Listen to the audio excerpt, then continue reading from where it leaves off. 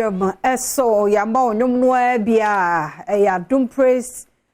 Class edition into TV eternity day na fe Cedar Mountains Mass Choir and afe the new song choir enso ye de abrabunti ye kokko no ebo wo nyina Mr. Kokoto ticket ni CCA 70 cedis na de nyame ya doma kwasi adai ene ya wade fiada memenda de kwasi ada ni ya hia ni ya dewrade asene waye e de ma de ohia ye ticket 70 cedis obantama ba bia wo pe sawote e ho na obetena de edu so no eye Badwam kase ani a ensam na etodwo omu bi ya wo betini eye justice atuguba enso de sabatudwa afa ye democracy ene judicial service adwuma no sede etie dey ye de sansem ni chemu no ebebro na ya bowura yensan fofomo IGP de kokoboy mu oden ma motor riders se won hu ye pa won tue ni mu se be yen kofo ha obi ama eno ne se bi da no pay mede bro Adom TV Badwam kase o share live e wo Go TV channel 119 DSTV channel 280 YouTube on so ya Adom TV tube bididi afia amankwa tamaklo afia ni DMT said en semni chemu etie ankasa Kane justice now wo Supreme Court William Atuguba ene nei de ekoso ewo judicial service no ebu wonuma mu ni ade no wakasa de afa ho public lecture bia ekoso ewo University of Ghana ya omoni University of Ghana for kabo mu yeye ena wo mo ade asemti a wo se ye boyen democracy eho ban judiciary no won mo so asede ena pani de sansemi ekotudwa wo chirum se ne de emebunu mu bi kra ni arehemu ewo mu nti ye ka ku num ne sa ne ma ni nyina na hadwene a ewo se ye tena se so oman ni esiesie ma ne ma toto yie ne no nsem ebini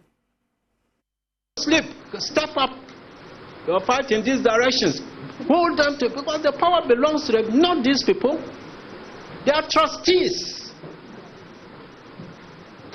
We sit down and allow them to misuse the power we entrusted to them. We have power to check. So if there's a strong request for constitutional reform, I don't think they can push it underground. Wasan editudwa se ekuo a womo ana womo hwe se womo ne be appointee eye judge fo e wo mamu ha no enkoye womo a womo be yi womo ho efie amanyosem mu. You ask judges to do certain things in a certain way,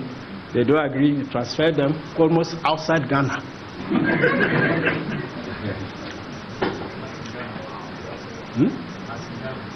Well, but there's difference. You know, why are you in Accra here and not at Elubo or something? Okay, these things matter. Shouldn't joke with them.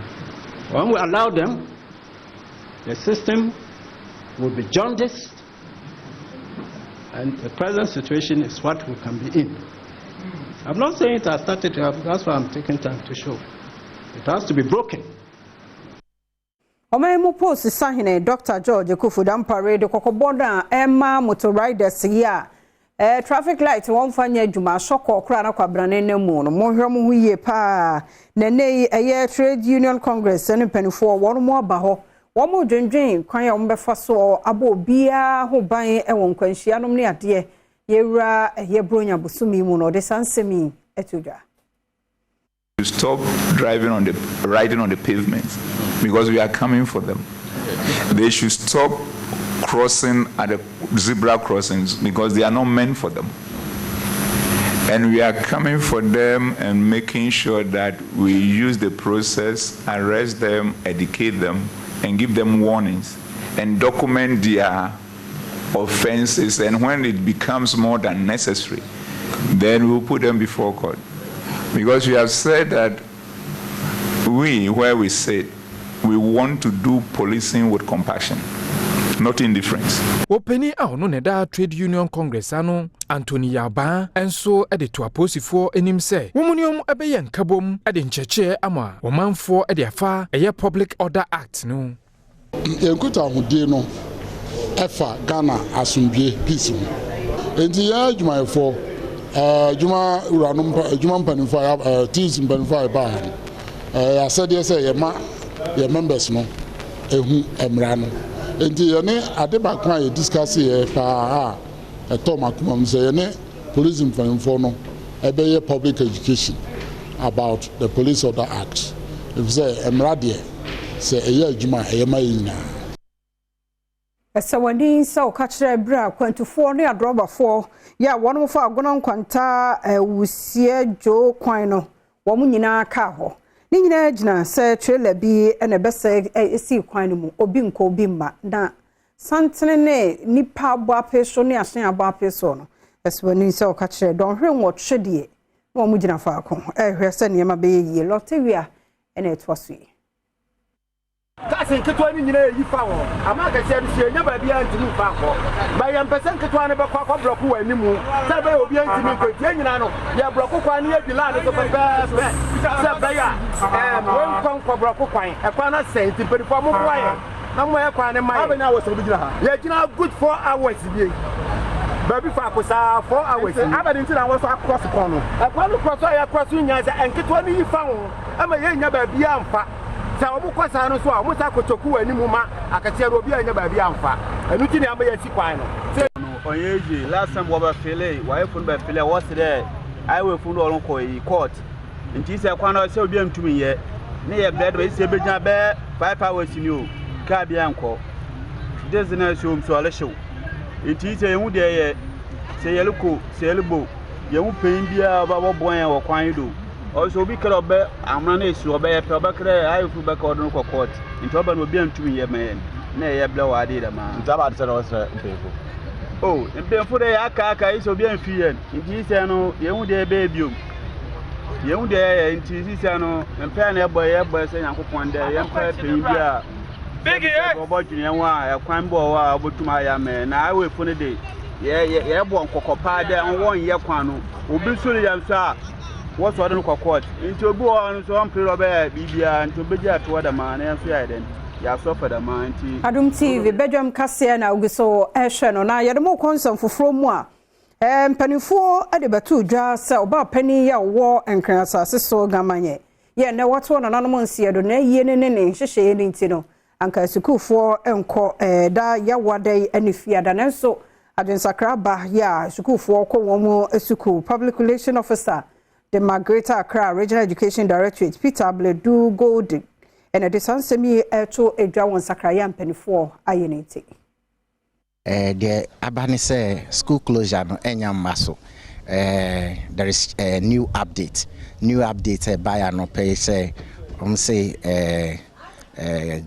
traditional council no aye changes kakra into enya new update na no pay we ya and then around 10 more into school closure ne there and maso. But before then you call Gamanchefie and you call Srano. I try a book of condolence and I'm to regional director name say anka send amamre nintino 2 days no amon fama na omontimi schools nintena fi na yendi so nti ya adwen say within that 2 days no at least you benya approval from headquarters na afi school kala na tenefi nti omo ye change new updates no ama delay of information back Accra nti has ne awofo ne other stakeholders ni per what we stand now no there is an update nti you be back to school on Thursday and Friday nti yami adoma ochina ene Friday fiada no enya dia be close school. Yes, ochina any fiada na there. But what we have now there enya dia be close school. They make catch our for ne school kwala no say omo fa momba enko school mo teachers no be school mo ho acha. Old Vandals Association said the management war University of Ghana one more year was school for no nya so one bo ejoso one e Commonwealth hall no the omo ye wo mo no woni nye ho kra central phone share mudi ase na national president edema Old Vandals Association Isaac Nketia Sapon e kire mu se de yaka obiara no ato so obi antumi nkasa tietie won fa hodie so ene ade a omo susu se ntwa yi a next project a ne yɛpɛ sɛ esi ama nipa bɛyɛ sɛ mpem ahanan mpem nan ne ahansia ɔmanya baabi de ɔmuti ato na saa dwumadi yɛ hyɛ aseɛ no sɛ mu bi de munim sɛ university no mpanifoɔ no wɔn ahɛ adwene a besi nɛ ama ku ananka wɔn so asene ama wɔn aboa ma saa dwumadi no adi mu no ntimi akɔwie pɛyɛ asisi ado yɛne mo ka sɛ yɛne wɔn gyina court na ɛno ɛnankyɛn no ya na abre pii no amanfoɔ dwense bi a kɔmɔfoɔ ne sabahɔ ntawantawa bi da mu ne yɛ ɛnte saa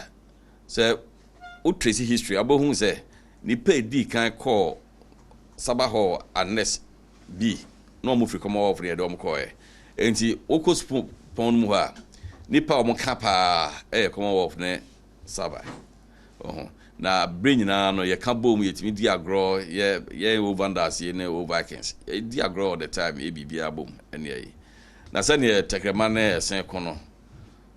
ba na okunu omo kon nti mo dom ho kra no a ebe bi beba nti students ne betimi akon na omo kokon na se bia se bi enipa ba ko mienu miensa na se edom bi ekokoye bibia emfata eno nche se ogina so na ahwefo ne atiefo ma Adom FM ne Adom TV aye nyame so ade enya sika 9200 ama Esther Azam ya wohia se ye no surgery na Esther Azam ayo obi a doctor for Wolojo Kukuno Ridge Hospital say ye hia 110,000 Ghana cedi near the operation ye bring to Adom TV etwaswe maune yilam maune dote penam akpenam kakakaka Ditri papantin mere kakla mami ti pai mi to me pai mi sa na jo mi to me da so mi da mo ase ma one yiram gbogbo ne do te pe nam gbogbo eno achi ne hokani ya boaten enso so den sem se yeto aso me da adofo a ma boyen ma yetumi yen sika kakra amayen no e da o ma ase na yame nso ɔyɛ den ɔyɛ den ɔndo wɔn na ɛyɛ den yame nhyɛ wɔn anim ɔyɛ mbɔn na yame nso yɛ den anka wɔn akoma na ɔyɛ den na wɔn san yɛ den wɔn mmɛn bi nka wɔn na yɛntumi yɛ den yɛn fɛkasa no yareɛ na ɔwɔ hɔ ayɛ ne ti no egusu paa no ɛyɛ ne ya ɔkɔmpani de bia ɔkɔmpani nti no yare no yɛnkɔɛ nti doctor fo nso so ɔmo so ɔmo twa yɛn ne krakra no head of news and current affairs AC Ohene enso so dia sedai ni kabia emaitiefo ni ahwefo se omote Esther Jam Hoyi wo mo ebeboaye yakatim da yenyina yen atiefo ni ahwefo ye Adom FM ni Adom TV ese omama yin sika kakra bi na truth 10,000 baby biara obi ko yi free ye nyame ema no mo no nhyira na do yeso maune yilam maune dote penam akpenam kakakaka mofra bia wo savana mantam ne mu de baabi aya wo monam fefa mu ansa na wo madu school no yade a ha dwene fi se won kwan a ofa so liko school ni nyina nsuo ayira fa won canoes a won tract na mu nyina nso aye bibia wo ho fi se life jacket nso emka wo mo hunti ama wo mo ebreye pa nkranketo a wo mo ebetwa nsuo ansa na wo madu school no ha dwen ye yama ne boni shan yakwa ene obatan bi o won koda nan na setena mu ene se de nsuo ne ha wo adwen edi nkomo yi patwa ne yiye ene ya bahase ya bahansu patwa bebi a den kakra maye bebi a ya da enye ana eduane nso asem den kakra maye edwuma ya ni nyina sai di sesia bebi a ya den amaye di atremu da bebi obehu ya mobo ewa hatu yedi nyame fremu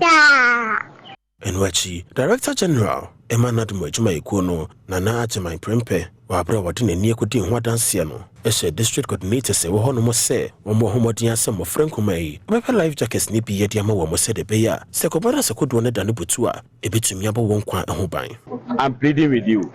Down south, some people are doing propaganda with it. When disaster strikes, it doesn't know your political color, your tribe or religion. we are all Ghanaians. We are not doing this because this is MPP, this is NDC, who is whatever. No, we are doing this because Ghanaians are suffering. So we are pleading with the media. We can't work without you. You are our strongest stakeholder. So we are pleading with you. That is why I requested that the things should be brought outside.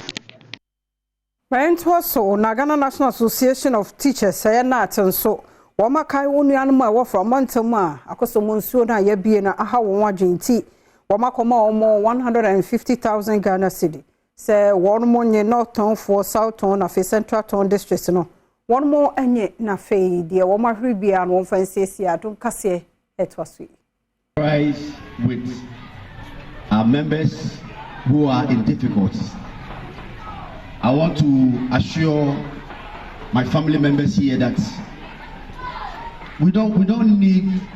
you to tell us any story. We've seen it ourselves. We've seen it ourselves. The situation you find yourself in now is not a good one. What we have given you today is a sign of telling you that we are together. And as your leaders, we will make sure that together we come out from this difficult situation. We've heard that our employer will be engaging you this morning. The assurance from leadership is that right after here, we will also engage the employer to make sure that together we come out from this situation. Whatever presentation that we have done today, we said we've given it to the region, and I saw people, no, this is nuts, and we operate with our structures. Headquarters cannot come and give direct to you, the teacher. We need to pass through the right procedure. So Adom TV, Badwam kase na no pe ha na bema kwan na media sie medidi afia abankwa atamaklo yenko babia me babes makakra bi menye sankrato yi brada bonkrata no ha online stories no ha kwasinsian so ay krado ye de ba twen Badwam eso enwom ne de bema wo kwasa edition Adom Praise 2023 dame yadom akwase dai e de bro nti no ohra yanwumbo mu nyina no nti we ye city ana songs new songs omono no ti nyame yadom a tua wo 70 cities da ye nkonkohia fe no wabeka yensa ye wie news no sisi ene ya be ya do bonkrata no ha online stories no so ye de bro na me ne incoming Bismarck akwasisia ena ejina ha ode do bonkrata ne bana fe ya ne no ne de director wo back be phone lines no na nkofo enfreye wo ma ye ready ana ne no wo nko Adom Praise enti numbers ni ne me be makwasi akwa ba kwasi be ba 0302 211 701 702 703 704 0302 701 702 704 704 Frey why ready eh na wo free awo ba what will take it na me so mo me ntimo nka no paya na wo back ye gu so eche adera na t-shirt na say enyanche okay nti wo free na bra na ye ne uni nkomo Friday chenyam boy beche but na free o ne book seat to ho chenyam boy emoji ba just say me de be bro me de listen be bro ma me nua be mai akwa aba be man na anopa me mu ache se bibia boko efie nso boko adepachi ya edanyame ase mojede mafusane nese nyame ne yedini ye pa oni yedini ye bebe seka kwa na ako raka biase moto kwa na ako raka biase na msi radi tise okona uba ya fe na bem se na no bnadano not Legon junction one abranti bi ono twi Honda DV obi nim ba bi efi odi speed free code ya be twira obi Benz E300 enim eni asamne so na ni mo free ken mo no bunkotoje wo kwan me papa so obunkotoje se menye ode facha no abra nim so wodru junction dream na dwini kwan no so tepe wo na dwini kwan no so na dwini kwan no so na nura wo se dru achi so em se bi si wo labadi ho baby bi tini fie na ka na ko wurem oh yeah want to kwan yo waka so anya kwanhia wote ne fie ne ko wurem awreho ama ba ko de asata nuru ano na ye hwe ne video no wotumi so oba ro de okọ so kwa na sa timedofo so wote ase a nyame adom babeka ye ho babeka ye ho 29th ye wuye bia ye nche because dware ye bekọ adwumanti ye de kwafo ahodo ene ye gospel artist ene dididi wo manim ye nyina ye kan bom ne adarade ase bra 70 cities de nyame aya ma wo 70 cities Mr. Bra ne beka ye ho ye nko darade ase na oxygen makura nye easy uhumi free o kidneys nyina ye adwuma enuan mu binom te say ya so na dialysis hwe bo ye nka se bibi bat so wo nkwa wa ahoden na akwa ne nyina agina so ye adwuma bibia kama wontua hwe ya bra enyame ase ebi na ka obi a wontu ka wontena ka e onko ba bi o ti fi akoko no Rade. It is a sign. Maybe I make a wooden yanni and pie back in Chato so near sign. In Chato so near sign. Senior minion frame. You better yam 29th October. Was see a day. You can't 29 near. Yes, as a word, and 26. 26 2 days away. Yeah, 3 days away. Sunday, Thursday, yeah, water. If yada. Yeah. And maybe send question that enka and again any day no tie nyina ye nhia ne na nyankopon asese anokwa one ye di ne ye wa ye bi enso amayen we shira yen ama na broso from January to October unim ne ma esue ka se ye show ne nyina o video so pa ma wahwe ne esi from January na make us wo de nya de ye kura ye wo de awrade yi ye firi mu no ma unhu ade bia na e be si a wo yi wo firi mu no unhu no ye unhu bebre hwe unhu bebre wonam kwa ho ko ba ne ekotonyum na wasa wo de ne no kura wo ba be sa kire wani aso and mama fa na se kese kuma ampadumu ne organizers say team no at least if not accepted say I should lead ti asemu na abeka na meso mejeje osu ede na ye wo na accepted it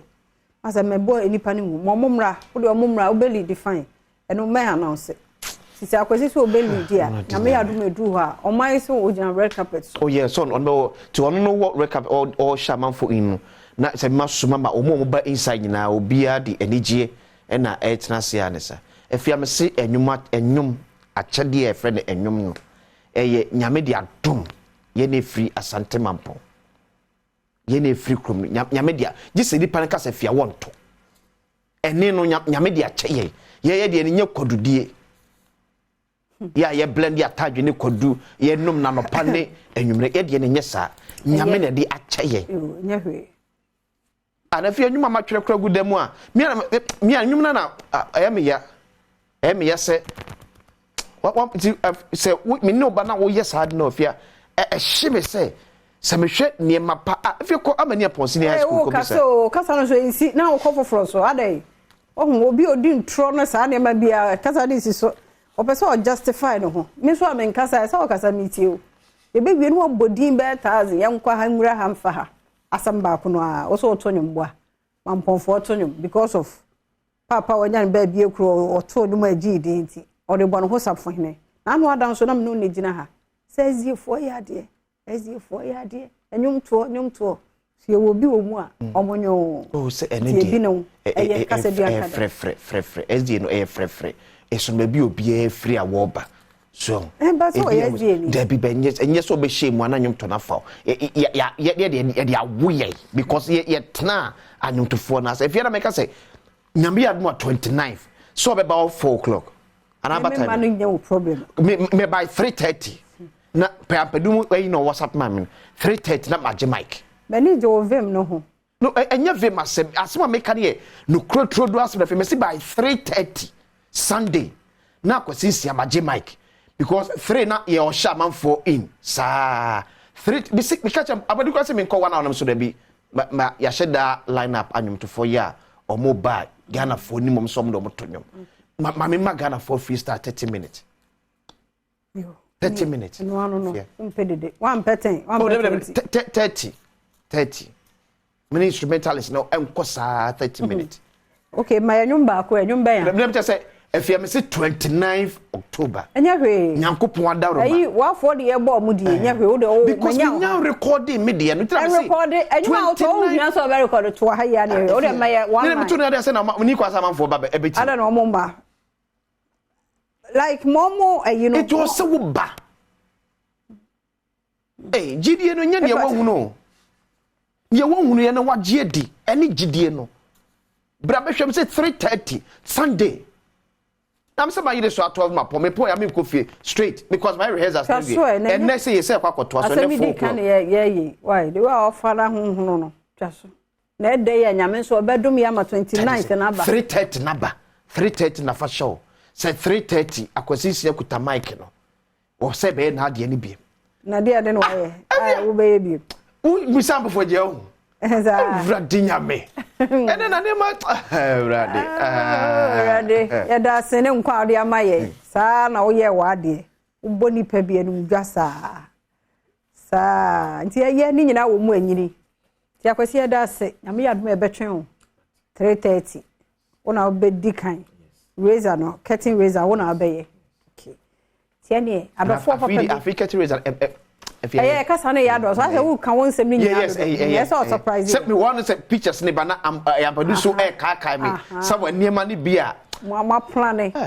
Ma line ne up. Ni nyame be sane dan. Efia. Oh dear. Sunday ni achire. Ni achire nyame ya do ma. For the beba. Nti ya twemo. Sebonso ubetua ba na wesa oje odi o tambra kokomlemle ha joy fa ubenya bi Perez ubenya bi ena Barcelona total so ubenya bi ho Port Shell so ubenya bi wo ho ena nsori no ba bia yabo omudin ICGC ubenya bi wo ho Cedar Mountains ubenya bi Makers House ubenya bi ba bia me so to de men train last minute yesa time no ye ni di nkom bebre because ene joda obia beba adwuma se de gina ha homachin ti se be ye obia be ye okay nti 3 4 ne asase brantem open so ultimate dial kwasi bobo number 003 *3 hash follow enwano etuhwe TV ne so a ene da no *714 003 3 hash enwano follow prompt no na de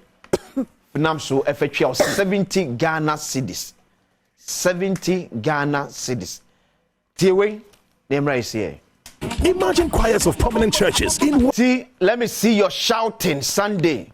ye baby him ewo Adom praise let me see your shouting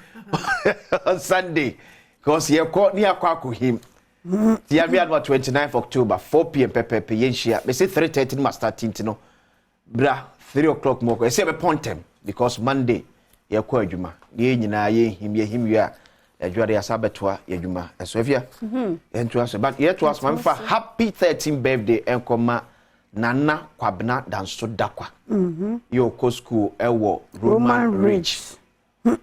Form 2.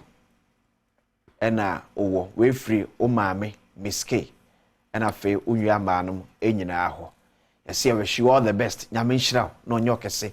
kopem so obeye kese pa happy birthday enkoma Nana ena so ya kontajo na bakan birthday ono so nya 16 years wow enti ohima fu akobi e free year ampem mama nkwatia happy birthday nkoma wo nyame nhira nyame nyo kese pa no nkoso anya okese na nyini be ni petitu memo wabusua no nua no ma me no papa no wish you a happy 16th birthday nyami show ye nua babna abrafi agyeman yes and then so ye na woda ti happy birthday nkoma abrafi abna abrafi agyeman nyami show nyami nyo kese woda kese ne wa ye na spirit ne ya bibia mu sika ne nyansa emu kese awrade san fan kan said wa ma appearance kese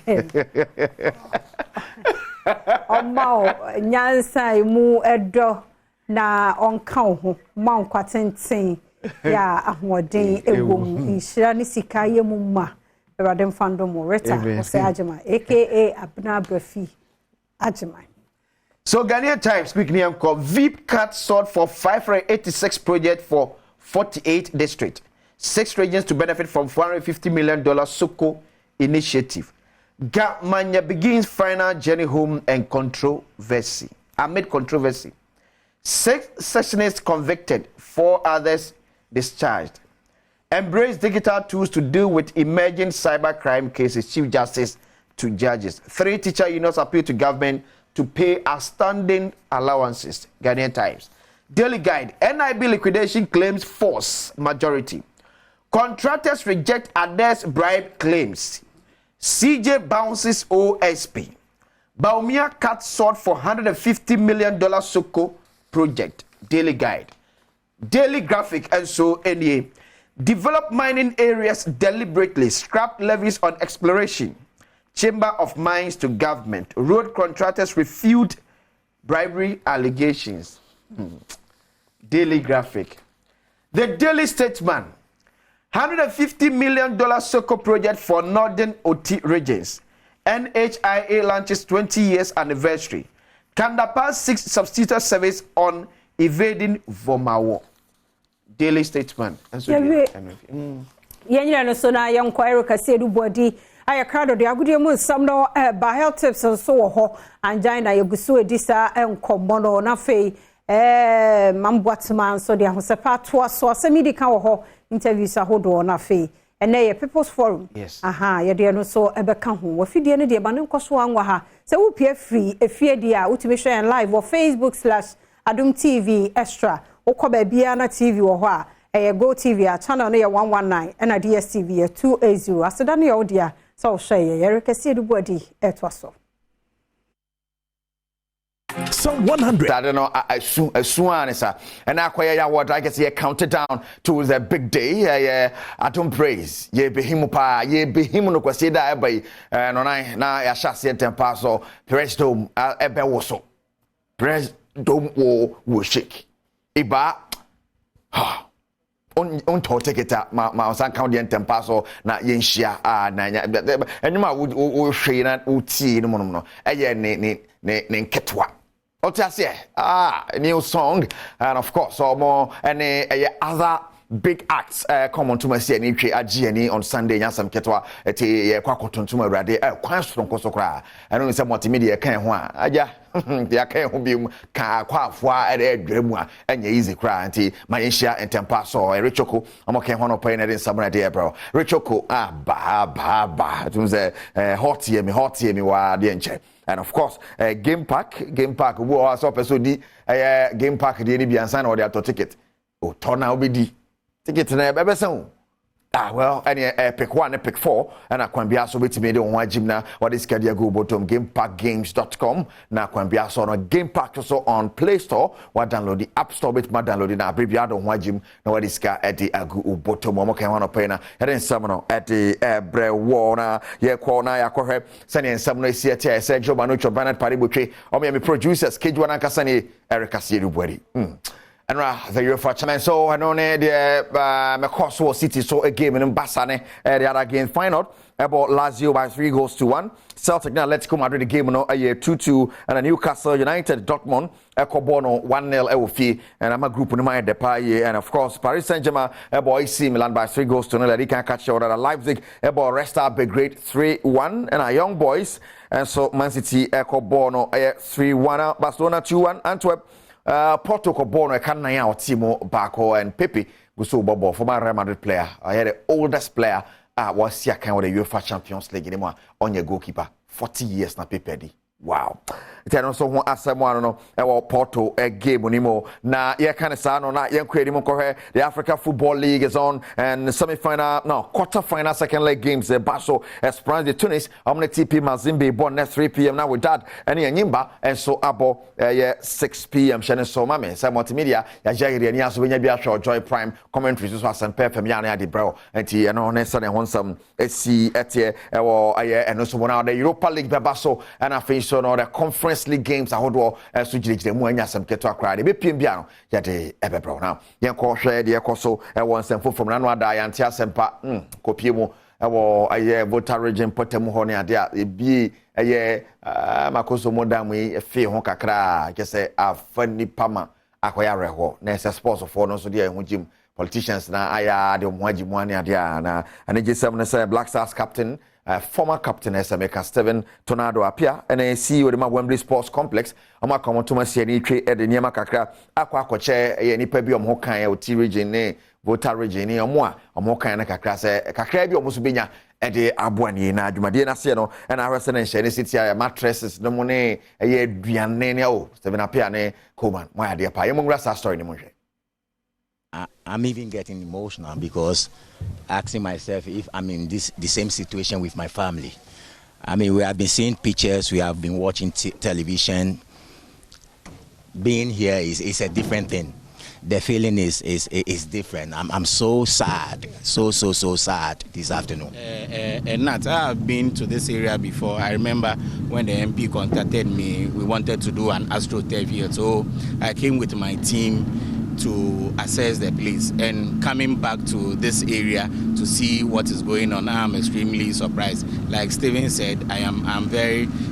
sad this afternoon. Look at the number of people who are displaced, and it doesn't look like the water is receding anytime soon. So I am extremely devastated by what I have seen here. I want to use this opportunity to call on government. I know government is trying to do something for the good people of the area. I also want to call on corporate bodies to come and help them because the issue here is extremely pathetic. Right, and Coleman and I finished to the Steven Tornado appear, my boy, Yamisha Mopa. Yefino Sona and Cohen and for your Quaco the CAF Champions League and Ghana Club Bakwejana, Yanemo Champions League, Medima Sporting Club. Na Atiasam Depa, Sansa Omo sponsorship, they say Mwabe. Goldfields Ghana for ese omwana kan omosambwa omwana ti omo de fi mediama mu afi do masan na omaka se ni twe disika aba be she mediama Sporting Club mu abra omoko group stage of the UEFA CAF Champions League mu ene ade na ye kan no ho asem no na tie ne park ne ka se mediama betimasi akan ho na so nkra ba no che se ade no mewi March 2024. Eti mediama ntimi si akan with the new TNA park no so a ne nyina ya ni age so betima si akan e wo ho no mo no na Goldfields for this ansem wetu dwa no na se mediama fo enim sesan kakra but e den March 2024 and at TNA park no won bewi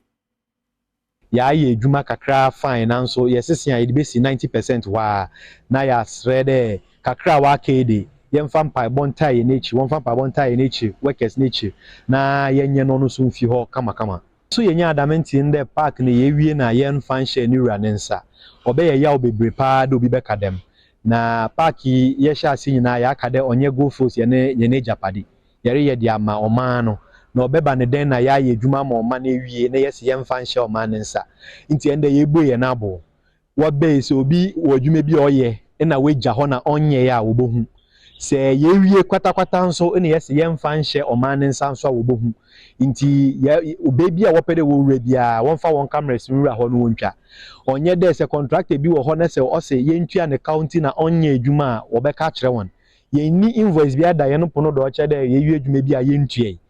sikasam ye den nanso ye de ye nano abodo ne de ye gudu a yere ye nti bibia nsi ye no kwan e wa adwuma ne ho na nya de nso a ye wie na ye de esie oho no ya na ye mpede be kan do bi pede wona wode won nenwu ehu ende yere ka se park wo bobo odu no be ye ya wonim onye ye ya wonim ade a wode ye ma o ye nsu nye de ye jeje mu workers gudu a worry ye adamade ne pepepe na bibiti the grass enti me mbegina ho nhye dade me dua adamade odu de a obe ye how dey do fertilizer be gudu nsu beto gudu e be ye irrigation be ye bibia se betima ma range there within 2 months 3 months obe ye no wanye ye ya e be ye nen oye nyame na body a waye enti infrastructure no beyond what technology would allow inti technology bi owo ho bia fertilizer dudu bi odi edigumo be ye bia yere inti yere sre de wonya botam mayen na pressure na onu na ode epra ba park na do inti se wonya botam mayen dia de ma yaka no next year first quarter takwafo ye nenwa beje pa.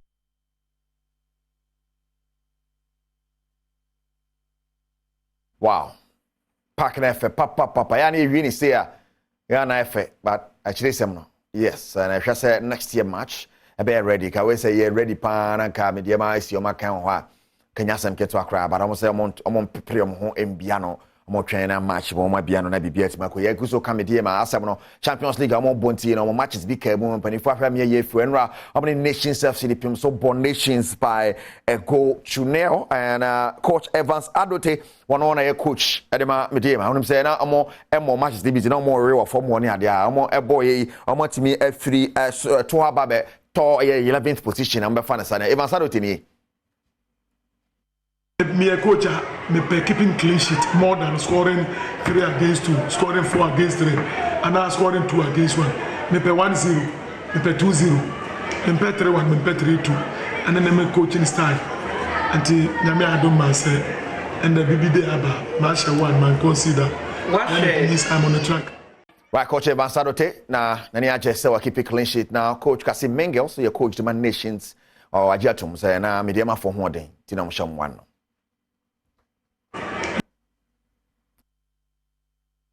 A bad team. They qualify for they've entered the money zone. They are doing well. They are doing well. But the reason why Muhu said we give them, we stretch them. They are also tough. Practically, Muhu said we dominated them. And just say we are cheap side. You know, we are a new club, but you should know the people behind the team, the technical men behind the team. I and Justin Smith are not small coaches in the country. So if you have such people behind the team, you should expect such opposition from them. Team Jama, we are in Africa,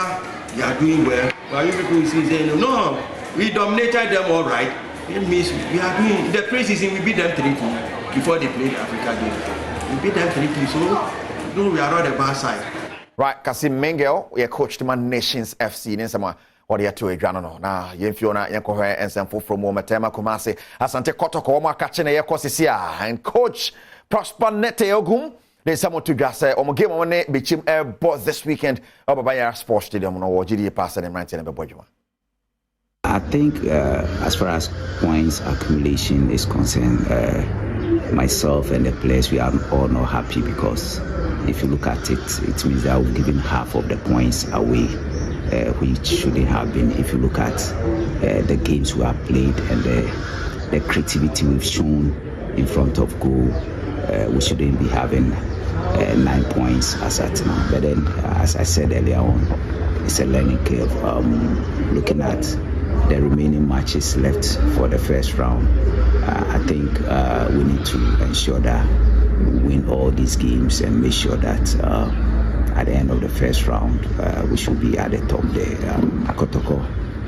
is known to be the best, and we must always prove that we are the best. And this comes with a lot of determination, a lot of commitment, a lot of self-belief, a lot of aggression from the blast of the whistle to the end. So I'm sure gradually we are getting there. It's a rebuilding process. The team is becoming good. To me, as a coach and my technical staff, we don't see the team being good as at now. We think that per the potentials that these players possess, we are yet to unlock these potentials in these players. And if we are able to do that, I think we'll see a good, better, and best Kotoko. Right, good, better, and best Koroko. I don't know the Prosper Nete Ogum at the Eto Eja, and of course, GamePackGames.com, GamePack 4K Hona, and some right here, Bre Walbe, Nyeska Yagubo to my GamePack. Yes, so call Play Store, App Store, download the Game Pack, and select your pick 1, pick 4, and numbers be a beba mu Mudi Guswa, Nessa Quampias, who dear Gubo to me at the and 9 and at 12 at 6 p.m. 3 times a day, they be a bit medica at the Gubo to Momokana, yet some of the brown nano pay, and of course, Richo Kone, see many more, me, Bobby, me Brodono, me him, no matter me, so I can say flat, so do say, wait to Mupa, no, I'm a Bobby and Opena, Bibia, so it's me, Akoye, Kama pa. then of course so ko pie mu na the Africa Football League is here and teams are tele wa Africa ina na dia boni a ni nyina na multimedia je no so de yere ne ase a yere won some at bakama pa ye share Adom praise kwasieda wo Preston ye share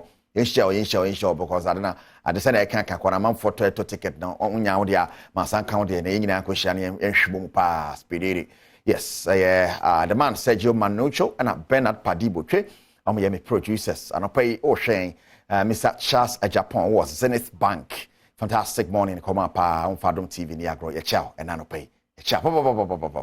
Kai said, what did Nanka Sabeka Kijwane? Erica Sidu Budi, because what have you? Memoir Benenso, Doba Adom TV, Badwam Health Tips, eso. You didn't come on our chimo, a juada, Benada Uquada, ever be Raya Wadamo. Akwa sonko ye odi amu hu so hwe ende bia ne de muni ba bia ye dre na enne so ade atie endpoint homeopathic clinic na daroma ene ye de dwumadie yi ebro on ne so ya senti wadaroma sa so ko no ho ne kodin sa wo so wa pomuden kwan so a ne esika no nya bia na wasade aba be so ya sen na bre bia ye nya dokotafo ne no ono mo so adi nkomunti ya we bia hawadwen bowra endpoint one more clinic bia wonimu menkoto bibi e wo ka mu say endpoint for de nya sa no mu pretty e clinic omo enkran omo kumase omo e wo tema omo wo takrade ene emia ahodo ne number is 0244867068 ene doctor na na ene ni di nkomo na wochi mu enti ye behwe wan mu na omo experiences angina ya ye ken we hwakora bi wo ha e bia footballer bi obi o ntibuso ye active pa so ezi bia na bia ye no ene serious dog ene se ye mo akwa ba e da se ne won kire wan mu na ebetumi anya sa condition obi ebetumi anya angina ye wo ya na ha adwene ya na bi mo eba hospital mo ntia se ye wo akora bi wo kro be hospital na kwa ketwa ya wo no ne no nya akoma yare ye wo bi wo kro ye nyem no o hye ye funu no no akoma yare everybody obi ebetumi anya nti mpemebere no ano it can be hereditary and also obi okwa no a na ye medical condition bi a e wo dada e na menanya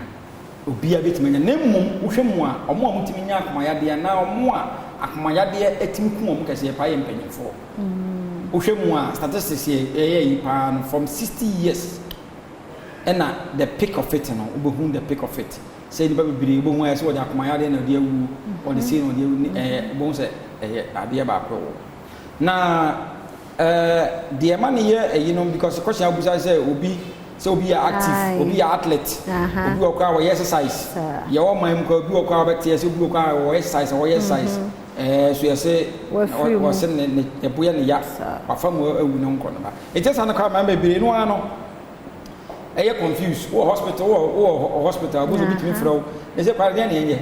exercise kwa so exercise ya obi awu yes exercise so mo say exercise we enipa say exercise here na momo no before be exercise no hunu condition asa na be exercise ya and the type of exercise abaye and the duration of exercise ya obetimi I engage in a very key part if it's the home person say medically say anybody say who are at rest ya wo da ho you don't need akmani here so much oxygen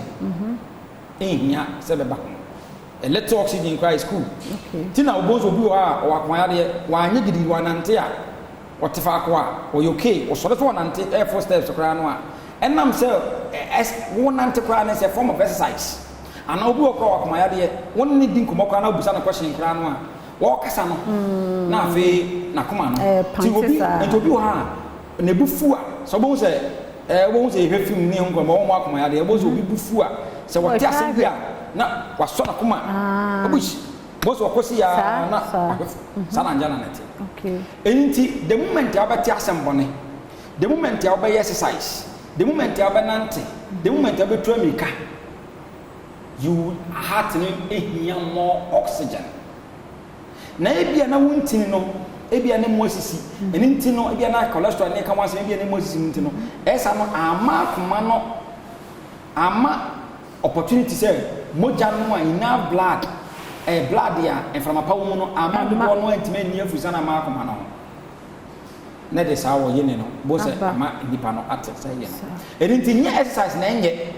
na menam se bia wo akomanyade da nti na wonnim sa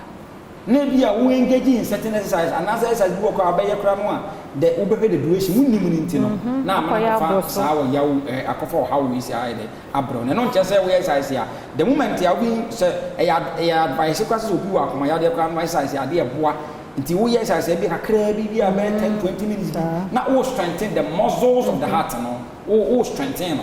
but wo nya na sa nti ene na ma ne basa say obi beye no ko nya sa hawo no ame ya aduma na kra na yanhwe treatment and the complications e wo ho na ese ye di wia no da sipi Dr. Duboaten na ye ne gusote adwamo no kina nya me ya aduma kan ye ho ye hwe complications and ni treatment sabe ya ye nyina ye beda ye ho so ne ya hwe ye ho ye endpoint homeopathic clinic na daroma ena ye de bro mi di afia amankwa tamaklo say yamwakwa babiem do Badom TV Badwam so health so na ye de awie no na de edu so no so ya pomudin komba ho hia se wo so utie bie nti mafidie no na ha yeguso ye kai wo sa Adom praise nyame ya Adom akwasi adai ena ye de eba nti de wo hia ye 70 cedis me dofo by now say esa metese obi atoto ne de kan ho na nsanya no afi last minute na obe rush wo hokokọje de asisi a woto de a na ye hia 3 pm na esa wo Perez Dome Jowlu na waba na ye nyina ya kan boma de rade ase ba bia odi ya aba bedre na Star Health Clinic Dr. Penny Dr. Frempong wa ha no paya ye de no eba bedi enkomo doga no paya mu ache na bibia abokọ de wo ho ayefe pa wo free ha wo appointment for you we have me koye adwuma mo ye wa appearance kra obi an hododo no hu no kra etimi ma onya apomuden ti ye da se be sure Adom praise so ba meba so ba me mpe mebo me mehwe obi animo o ma de ka se wunya because say ye impromptu meba we didn't misses name workers be too kan ho 70 okay kan bo mu ana waba ye betwen o enya den ye beba ye da se enti before ye be call Adom praise na say ni pe nya apomuden that's right na de ba no fibroid no ne ade a woti mu pa ene ye gine no so ana se ye be kan sem foforo ene amenchia ahwefo nyina ene mehwe se ye be discuss condition bi e boa ma wo ho ye den one of the leading cause of infertility in women okay but very common but enkrofon time kan ho asem and very common but empo wo mo wo yare ni nim se wo mo wo and so very very common okay and I'm person be discuss fallopian tuber blockages and so fallopian tube ya tia but obi nima de property fallopian tube na ya thin tube tia bia a connect ya wode no to nkosua no okay and so ya draw a wode na a star be say those tubes no and a connect ya wode no e ko join nkosua no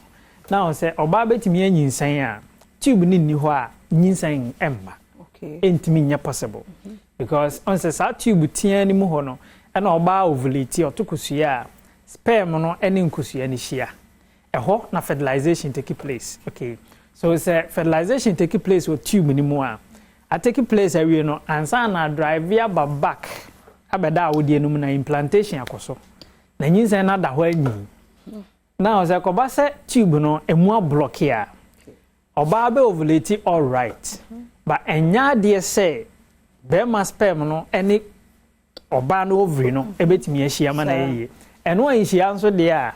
pregnancy into member and mostly say oba ni tube no block ya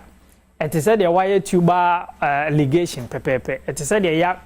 chichiri ni tube baako and also so ye way ya fa so prevent pregnancy so bi o ho a wa ne mawie on person oba ubium yetimi ligate ni tubes no and ye close ni tubes ne there automatically nyinse bi amfi baby amba and most of the effective ways are you prevent pregnancy because contraceptives fail because 90-80% and other ways are so prevent pregnancies and baby na fail but the end time fail tuber ligation say you close with tube because you closing the air sperm no ni kwan bi so ni kosua no e de ahia and ya wie bitimi ba na tube ya emu na nyinsan be starte na abeda wo de no manyi yawe bitimi ba na tube mu asi anasa bi ho itimi ye partially locked anasa blocked okay akoba se emu asi kura de a nyinsan de nka ho nti se emu asi kura na still wo so be nyinsan na won treat e no free ho a just IVF okay aside that ebi so ho a just bi a tube ne mu close kakra bagab kakra da ho eno no say sperm de betimi a try maneuver ni way a shia kusua no egg no ho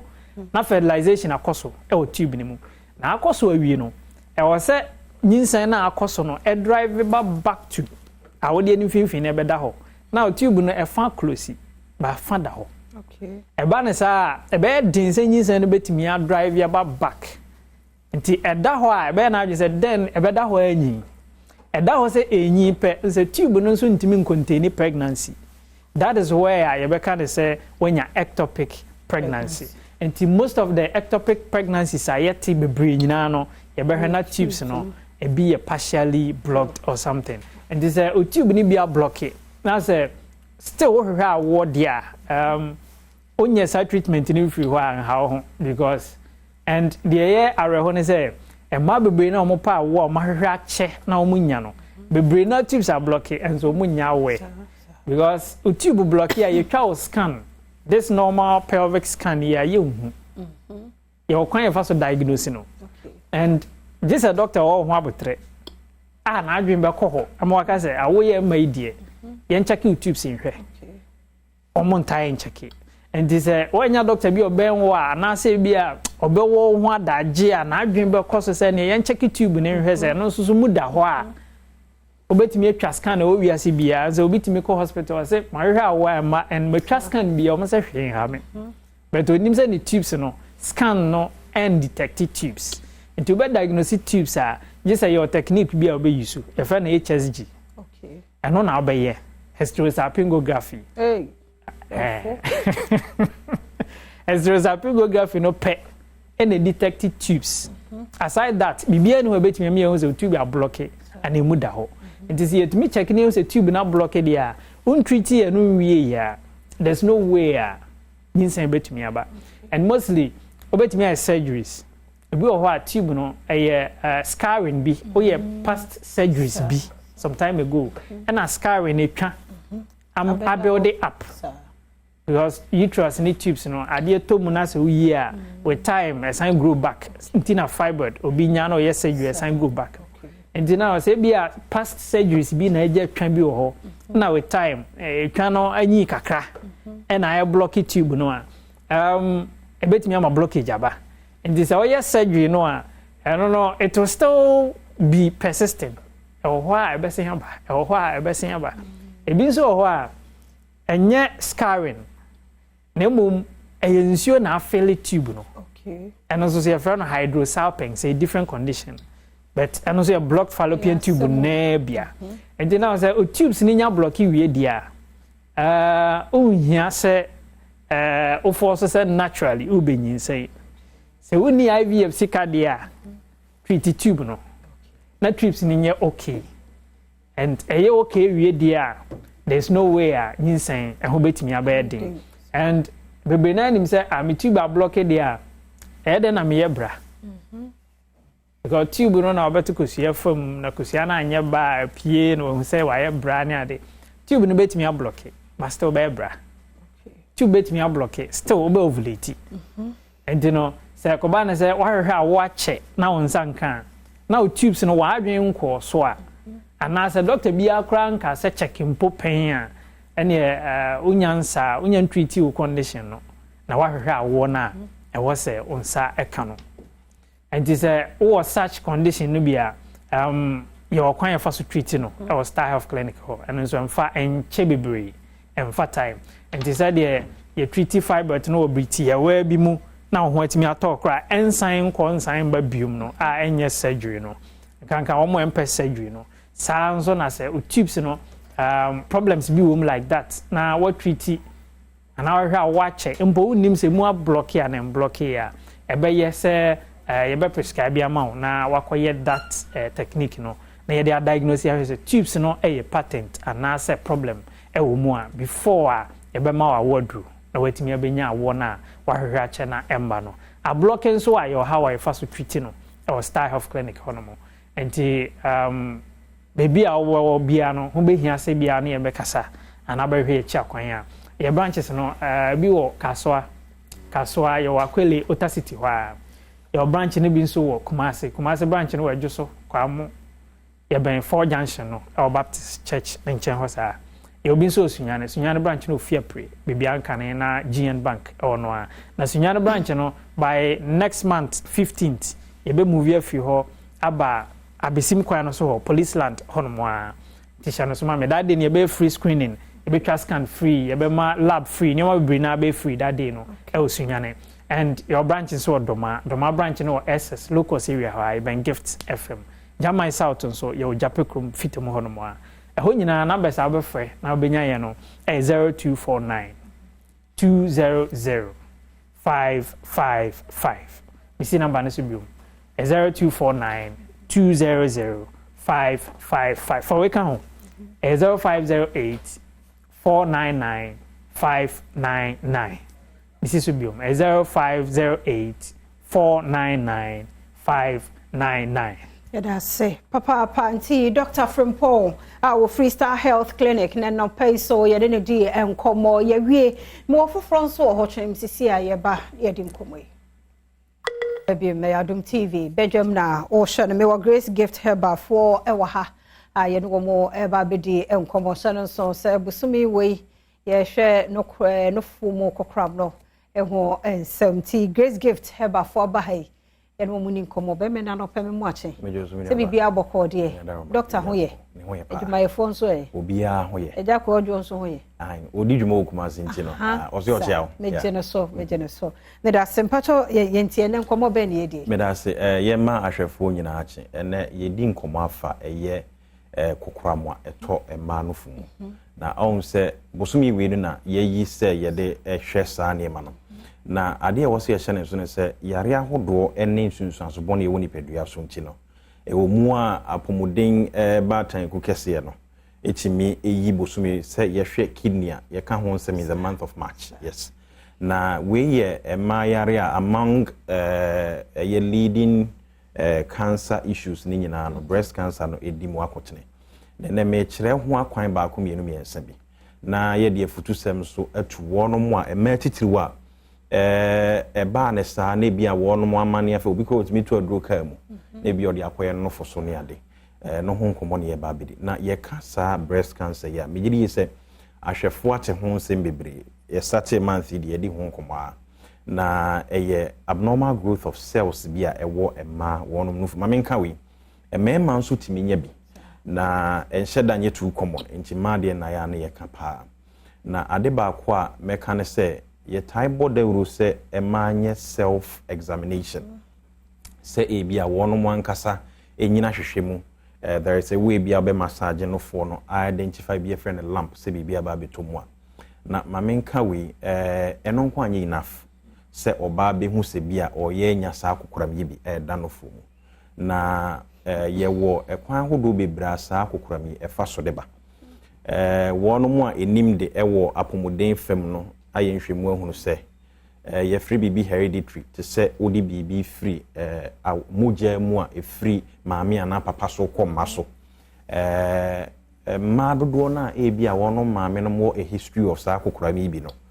hwemu dan is wono mtimi enya sad ni bi ebinom nso eye bibi e frɛ no a gene mutation no nso etimi cause na de ye me nwa kakra ye ma ebu wonsa ansa na wono mu adi mfie dunum 12 years se uhu moja nim before 12 years eno nso mu da de se saafo no eye at higher risk se wonom bitimi enya eye nofo mu kokoram ye bi ene nkyene ye nhye ne nso afei nso no enyini which is age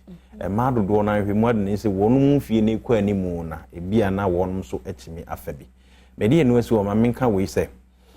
opese uhu anase bia unyanko hospital na self examination ne ebinum de ho a obehu ne bia dwoa bia betonofo no obinim so a free bibi dimpling of the breast to say wo mu anasa wonofo no baako na se boni to kroni ade obi oha ne no fona no ewo mu ana dente eno ano ekohyem obi nso oho a na bia ne no fona no sebio ekuru bi ahyase eba ho eba na saade ana chese ba bia ye aduru no wunya nko hospital ko ne ko pe ho asem bia na cancer yi ebi na ya start na afei nso no mamenka we uyo oba wa wo lactating mother na wo manofo wo ma kwada nofo na wo mu a na bia onofo na no eye oya ne ade a it could be a friend of mastitis, which is a pain associated with a milk na bia kwara nom ne ade etimi ebasa nche no de enhyeda nye tu alarm be no kwara no pe ho asemhwe. Apart from that onye obi a wawo a wo ma kwada no fo asa ne ma mbo so bia no bia na ekwo moto mu osa no dwa bia hyase na se onya pain ne ade abomoden hwe. Na de ma make a physical examination enye enough you will be a friend of mammogram, which is a low dose sort of x-ray. And no oko hospital na itwama wa ebia na ode wonsa massage ebia wono fo mu ahudwa no ba ye betwa no na ebia dwa bia hyase efifiri wo mu a unnim. Now this is how the process it and san ye beka se wonya kanza mfiti prekope timie na ebia uhudwa na ankoto adu fansra so ne ade ko proper hospital na enyew eye lab we wo se ye obia eye mammogram yiwie na ewo mu se ebia bibi saa efifi onipadua ne mu a yesan ye ultrasound na ye dia confirm say de eba no ebia ye cancerous ayi bi na eba na no no ewia enso ho a ye wo other scans bia ewo se wo ye free bibi ye CT scan computerized tomography no no ye hwe de hu se ebia kokram no yampase wo mu a and spreading ko honam akwa ne ba bia enne ma ne ye hu no obu oha ebi frase no ompena semihia but aya abnormal growth of cells ni nchi no if ti prekope no ampe ho ana motu antu a edimu a etimi ekoka nipadua na kwa baabi na afia de demdi ebe nipadua no ada scan so abetimi a yoko proper hospital ye be ye MRI magnetic resonance imaging eno ye be e de amane no so ya hwese edu demo a afi kura no ye confirm we nyina awia se doctor kro ana ya resabia na akoy no ye pesi ehu the severity baabi akwa akodura ye free bibi biopsy no ye befa a tissue of a year no for no ho baabi na afi no ya hwese edem di na kwa akoduru se na baabi aduru no aduru betimi aso ano anase baabi akoduru ne de sabio gese ye de sekanka we ene enkomo a mede besom wo se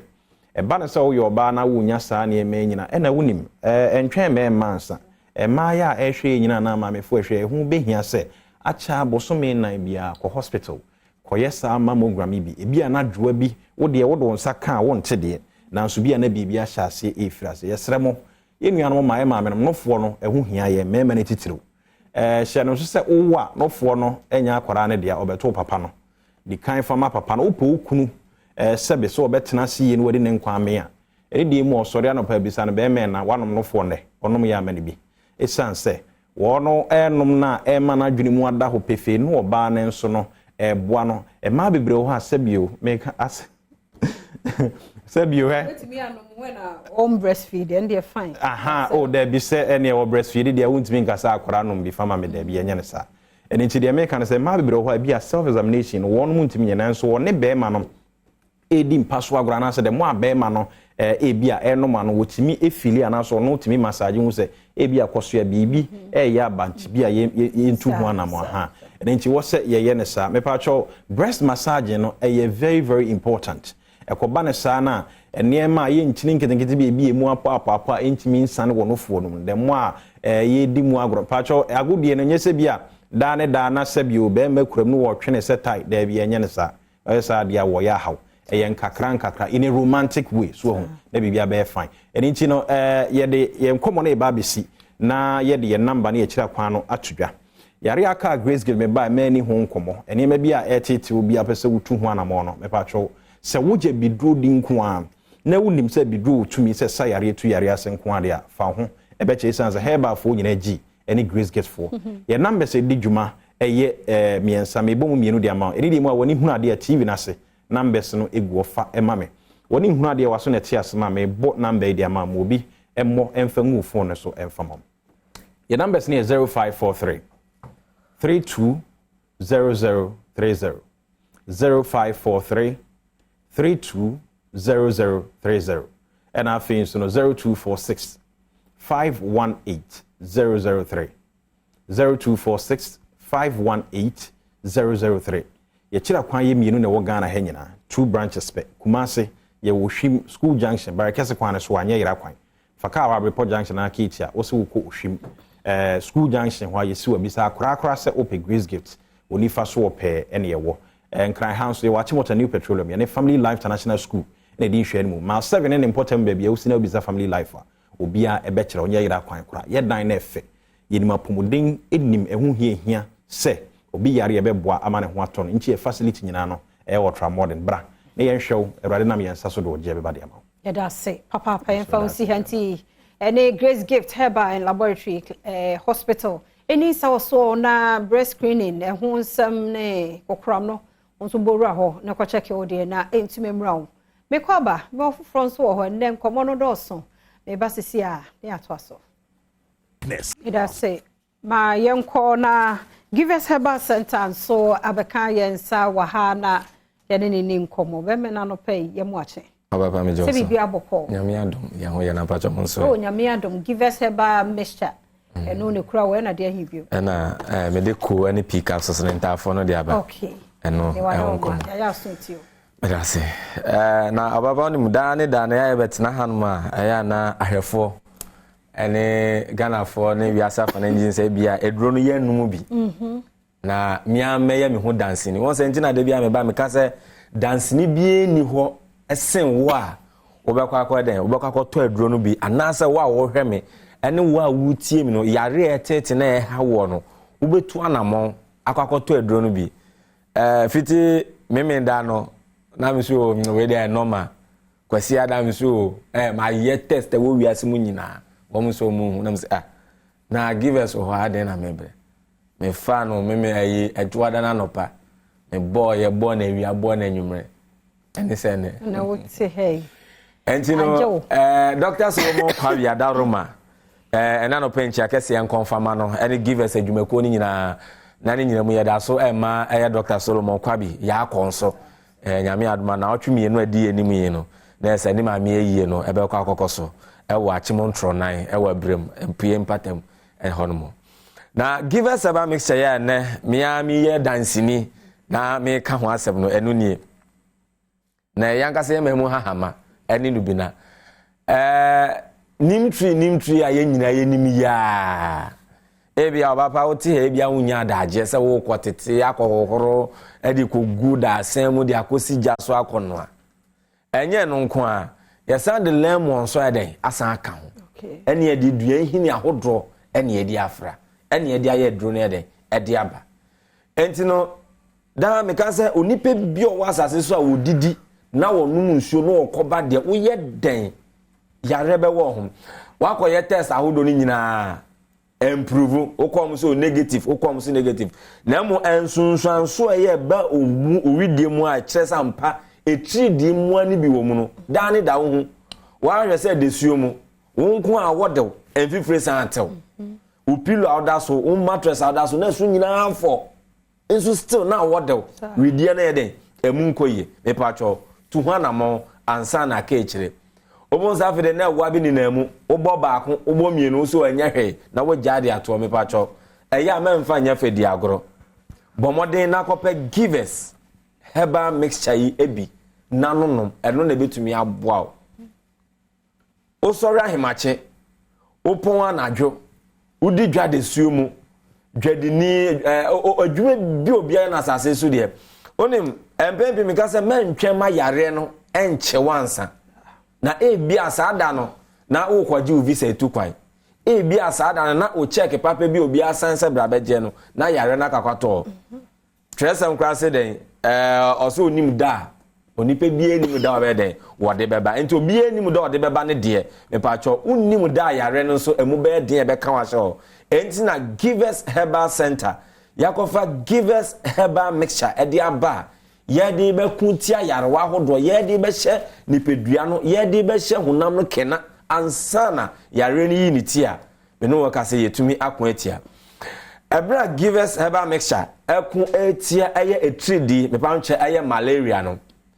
once ansa na yare bia bebo re nipadua no mu no se enkwamo na ebo nipadua no ho ban na no dwodwo na eye mre me pancho eye immune system no ano dwodwo a eno na yare bia yi ni tia na eye den edi wa ufi atwantie ana se e kraw na aba be bosese e wo ho na no na ye mpese ebesi nti no ebre ne edo nyina no bomode na ma nkwamo na wo nipadua na ebo nipadua no ho ban no immune system no ma ano enye den na ano nye hye enti give us about mixture ebra ye tu etidi ase no na esan boost to immune system ebibi drop papa ba kwa na e boost immune system eno na ye give us herbal mixture unya edro e bia eno na betumi aboa e ma me no we ka say no ena miti ade chi ase de bia o we de bebi ye wo ya na u complain be bia no me pacho we dro e ye give us herbal mixture. As I say, immune system no mo boni pedua no ba akwa say abambofo mo bo ho ban. Say ebia ma no mo so te a sa asrafo anase nipa kuo bebreba omutufa no so a eye den ara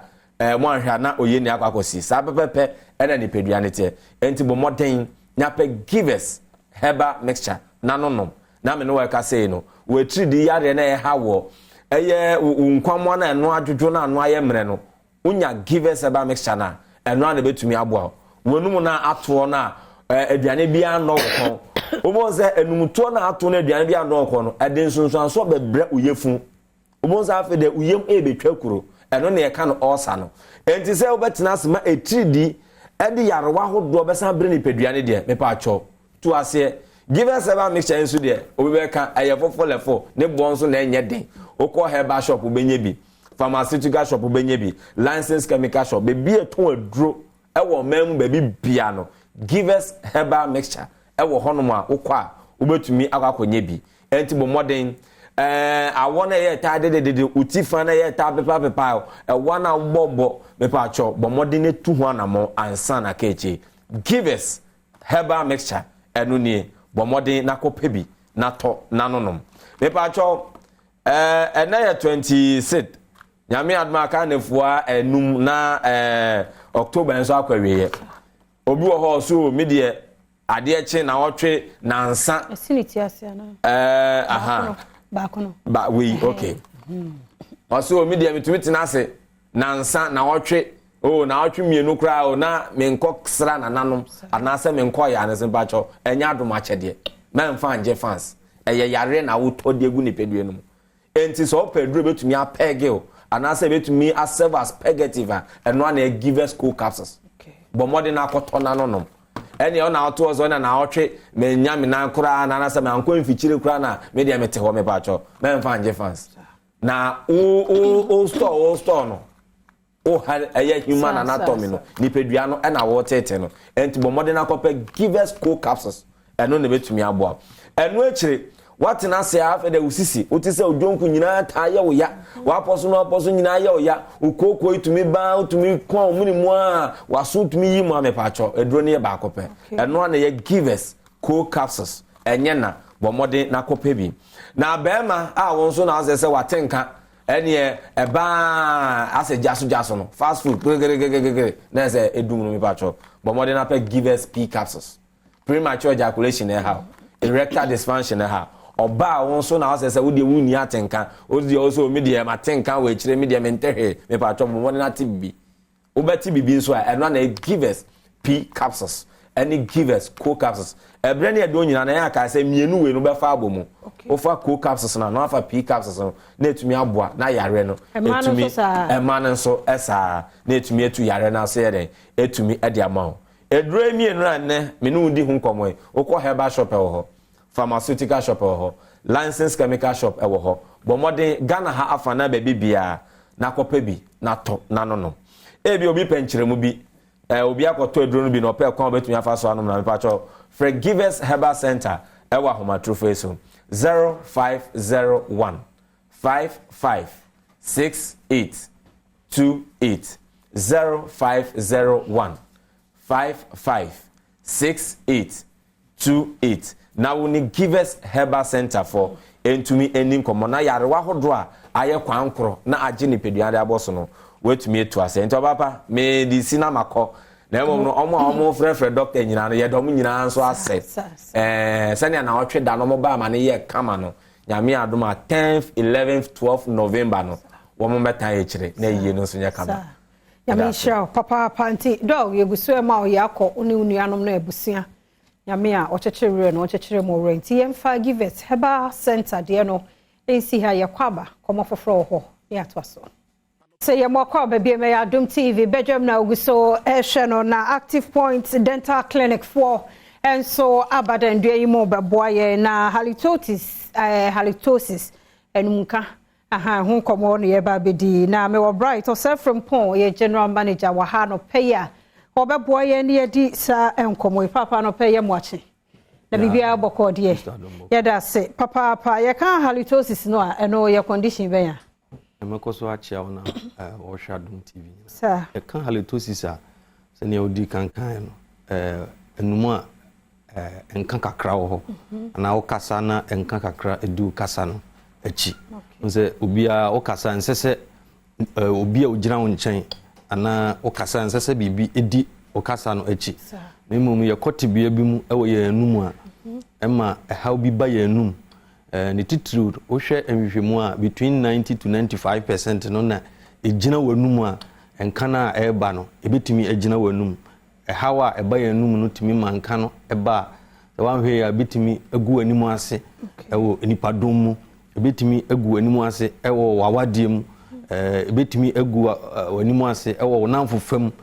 so bi entimi entia wona so anka nkyerɛwa na ugu hu anim ase ekosa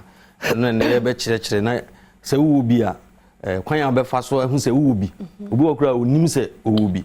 na ode spread kosa na ugu no hu anim ase sa de wo be ya ebetimi afiri wo so na wa ye se de be ya ho ebeto ya da se ane ya wakekan yi de me hunu ne yekoso e de na de sa nim kanaba ni ma bebre na eba ya num a etimi de enka eba ya num na ye nim ntini ya ye nim se aduro bi a ebekọ akoto anom na betimi asolve ana yi afiri yenso se tokro eba ya nsimu a aye friend cavity ebeda osimu a etimi ma enumka eba wanum obi ka se na tokro de bede ama enka ba manum tokro no ebeda osimu a ana ebedida osimu a osino nso na wode wesa ade da bi ade meta ka ne se waduane kura orufi a wanfa nhye fridge mu na freezer no ukubie so ade kye a se de eba obeka se tokro no so a but tokro no se ye de ahwehwenua ehwe cavity no se ne tenten ene ne kase tie a wo ankasa no owre ebeho obi timi ba onfa ne nto chair ne so na umie nanum na wuntwa nkyere no na ono an eye no abofo no ana eye ne tan se udidi afa cheme saa na etie ndi obi wa ne tokuro nye ese ba ko na dem obi wa obie nanum a ese bi adu ni nyina tokuro adidam na ye nhye no se tokuro ebeda osimu a tokuro no enti se yesen no enti se yendompa se edwudwa se den a yetimi ekire ana yetimi kora ema hoden sa ba mu biem enti nye wadwen se tokuro na abedan bibi betimi aba ma sa tokuro na tua se ubo mpa ye made ye kyenkura sa tokuro no entua sa na esen etie se ukuhu dentist na oye sa tokuro no ehu adwuma na efi na akohyem no nyina no oyiri nyina pie na ofele tokuro no ema se wa anye we na se ubenum aduro ama anumka na kwa enkoda uyi we efiri ho a ye fra bibi gingivitis no o gingiva o singam no de se no etisi suo no ene ye fra no gingiva no na etimi eyekuro obu ane de no ekuro no ba onumaduro wa onumaduro bense no asa akọ abeye chronic ewo no so na ode katun ho me de bosumi bia no menum yekuro eno a ma anye no hwe kuro eno abekọ hu se eye saa no nyina etimi de nka eba wanum uyi we nso efiri ho a se ne yesi etwitwiri yesi kura nipa bebiri enim yetufu se utwitwiri osi a twitwiri na nopa anwumre nso a okoda no nanka watwitwiri udidi wi a hohuru wanum se de da yetai aka no na yiyi wosim utimi ye we a yefro bibi plaques a eba yanum reduce se de esifo mo ba yanum no every 6 months bi enka se watwitwiri na nopa atwitwiri na anwumre nti no wayi wani se okohu dentist na ne brush no antimi anyam free ho no yo zoom lion a oye anumu onde opepa numu nko a na wayi se fi a friend plaques ni nyina free ho se plaques ni bia se tokuro eba beda usino ya na the leading cause no every say plaques no anaso nkonko ye cleaning your friend scaling and polishing ezo obi fini nyina na wa polish esen no kama every 6 months mesra so wonya bi da obi akọ pension onim kra say your friend bi scaling and polishing mesra so kona koye na ebi a wonte ye no hwene adapt to sentinel wo ho nti wonte na wodi gu hu animu asesa wo kasa no obi e da no obi akonachi wo kasa wo de wani bua nipa no eyi ne hwene ho enye se bibia wote bibi ewo wanum na ontimi nka nkyere ontimi nsekere no nka nkyere onti mesere se ene wo hwadom a ye sini dua ka kyere se e problem a go and talk to your dentist na onyimfiri ho uyi no nso efiri ho a tachere makro obi kura nim se utwitwiri osi a ese wo to bo ase ehoro tachere man so obi atwitwiri ne nsi mfie aduasa mfie aduosia ni ontwitwiri ne tachere maso da mesere se obi si fitafita oni gingivitis bia but also kasa enka di akire unkom no na bia ne tachere maso ana ayi fi uyi no free ho a ye kire last month say tonsil stones tonsil no bia obi emum no efi a entrap na turning to stones ketenkete ewo yanum betimi nso ama enkamba wanum uyi tonsils no ubie wanum a otechere manachi no yemienu baako obenkum ni nifa na emwa eko mu no ebi na wo screen so na emwa na eko mu no eno ene chidodo na enyama adwumaso a eye ni nti no adwumaso ni nti etimi echi fimo na edenka eba wanum ukọ o dentist wa obeyisa stones ni nyina afiri ho ama halitosis obi a afiri wo so afenso entasuo kra no ye ne quantity a ese ba wanum ensese eye obi de scarce eye ketwa bi na ba nanum at least anka day bia no anka o glands no am produce nko between 2 to 4 pints out the ba liters mu anka between 1 to 2 liters every day and ese glands no e produce obi de e few ndu wa da bia na ne minimu awo so umrimu ta ye dry aye friend dry mouth ana xerostomia na eno so mesra wo se bia na te na wonte ye likely say wo halitosis ni bi mesra wo se halitosis no egu nipa bebre animu ase emfa ho ne adwuma ukura emfa ho ne ode bia ukura wo society num se ba wo so na wan treat a o kasa na wo kan o kanyansa sempa azu nipa no nya so emfantie mesra wo se to hu anamon ho aduro ewo ho ema ore ho de ka ore be ho ne se ka me kan me se aduro bi ani ho enya ebe ye kwanko tena wo so aka mesra we no de obi kura de within 30 minutes no obetimi ayi afiri nanum a okọ na nka wo nanum within 30 minutes na afiri de mesra wo se ko dentist wo na onya examination no hwe ba bi afiri ba ansa na wakọ no aduro enkototo nro no bebre wonum aduro no ye wo 5% bi wo ha ebetimi kura asa akosei oyam nuoma no a eno so betimi sa de nka abawo so mesro se wo te sa sent na ko o dentist so no nya examination no hwe ba bi a efiri ba ana se wo ho a ko na koye cleaning ni ebi ta koye unya ebi da mesro se koye me ka se ya no na wo frɛ Active Point Dental Clinic ewo 0554 571 779 egu screen so obetimi afa ye wa Accra ha Jowulu Presby Junction kaso anso ye wo Crispo Junction so a baby afam main depot no ewo no ye wo Kumasi Denyame ye wo Boase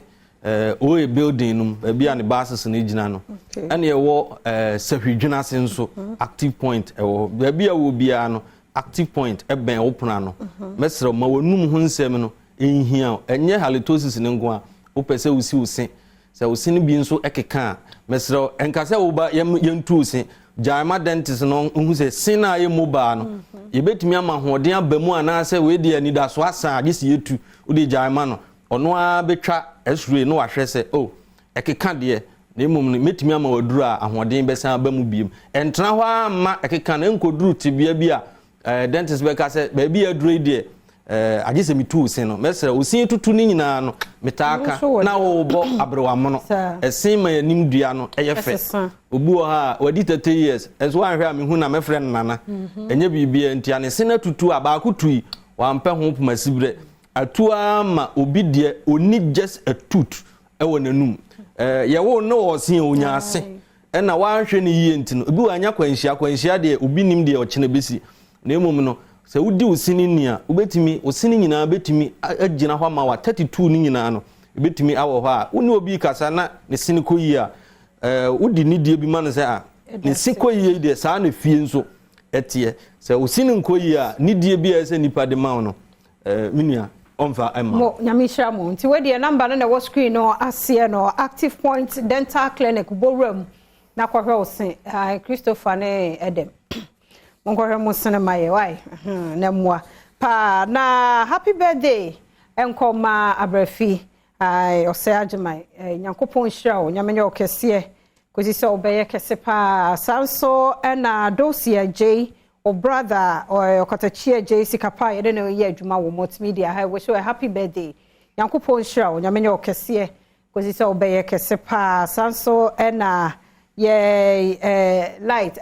what they say Isaac aha ono so wish Gloria na Techi Damasio happy birthday or Dabala District Apostolic Church eho eno Gloria na Teki Damasio happy birthday enkoma unyamishira unyamenye okese kosise obeye kese pa kontajo so eba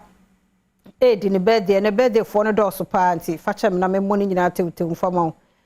akontajo obey happy birthday nko ema ohima efua kobi efriye ampem amankwati anyamishira nyamenye okese kosise obeye kese pa Dominion Herbal Powder so we immune booster powder aba anopa wuni di ye no na obenom ne first onya warm water enumere so sa wuni di ye no aye no anom eboa pa yi yare bia free ho fi say time no wabo immune system no eho eban ye wo Dominion Herbal ointment nso wo ho wa poso ba bia ye oye bia no agibi na wo de atwitwi ho wo pharmacy ne chemical ne herbal shops bia mu a wo benya bi ato ewo ho na boa wo 12 years ko form a untumi use Dominion for products in bi oba penfo na wa wo breastfeeding so untumi use Dominion for powder ne ointment no ebi best brain publication so and the books ahodo aba drama so books be creativity and imagination student leadership citizenship critical thinking and problem solving ne digital literacy and communication wo kwa NACC wo magine nyina tumtu bo bookshops bi amun so a ubenya bia to frɛ won na ne won kasa wo 0507 200 300 sanso na Franco Trading Enterprise phones papa fie and ho open Nokia ne Samsung iPhones TV and smart TVs ni bi tabletop fridges Franco air conditioning na wo per CCTV cameras and so na wo pa Franco Trading Enterprise for one more it will be Franco onya yira kwan obo wura ba bia obehu won wo fra 0246 422 338 ubenya Franco for na woni won adi enkommo aha na bema kwan ne enkommo ahodo ni nyina no pay no me de asie me de afia amankwa tamaklo da che hine any team no so aye krado People's Forum etwaso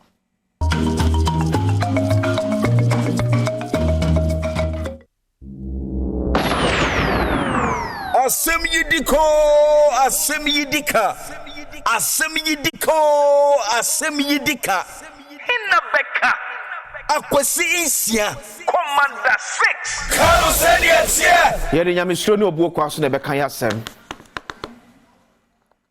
Yeri achechire ye my Ghana. Ye mo bi emfa the partisan political interest. And a personal gratification. Pesemi kumnya homa shagana di shebi mano yemma obi emfa sei o man. Medin dia kwasensia. Asemidika ebre enaso. Happy birthday and confirm Madam Janet Akosua Jesua, the executive director at my Vita Milk Ghana Limited. And your birthday, ma'am, you wish you all the best. Yamin shira no nyok kese kopim so be ye kese pa. And we free Vita Milk we phone nyina ho. Say nyame tonko so enyo kese.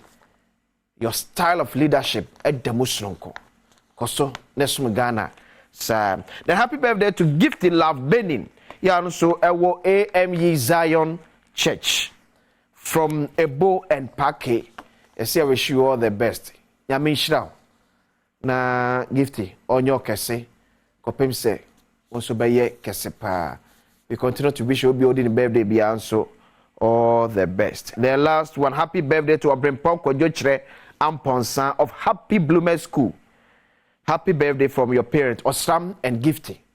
And now also a show. So Obi Odi birthday ne bia so a show all the best. Ya menchira wo nyina na onyo kese. Quick kwa mama fan call my John line. I menchira wa DB honum hwe o TV ne so. Government has been partisan in the Akosombo Dam spillage issue. Yeah, Okas has same way, Bernard Mona. You see, any money buol more, Ebasia na ayahumiti. But before that, because what's Ghana for? Yere yanko pan 2 and 7. Na ebitimi aya doye ama yenwan mu a ensuyiri afom no. Yen tonko so nta o machi. Why? Yen tonko so fa ayimye odo. Ne ahofama no. Yen tonko so enfanta o mo echisa because se onko hono mu a onhyeda nti o mo pain no asi eye. But da betu na de si bia ya odo a Akosombo Dam spillage akofa awonyeyi a ade aba mo so no. E da betu na de so mo se nyan mo bre. Ye mo mo kete empa blanket aduane yo mbedi nso ye omedom sesem no ka sei ensu na etwi ede fa krom no sebi eni efunu ne ajanan ede afra emane ya ahomete pa yen tonko so mo ye nnuanum why yen koso na ye mo ye nnuanum se ne be ya o ma hu ye hi o makom no eja no betimi abra se kakra ede ama Mamika story kakra emfa mama men koso koso afi haya mamfansia ya tie.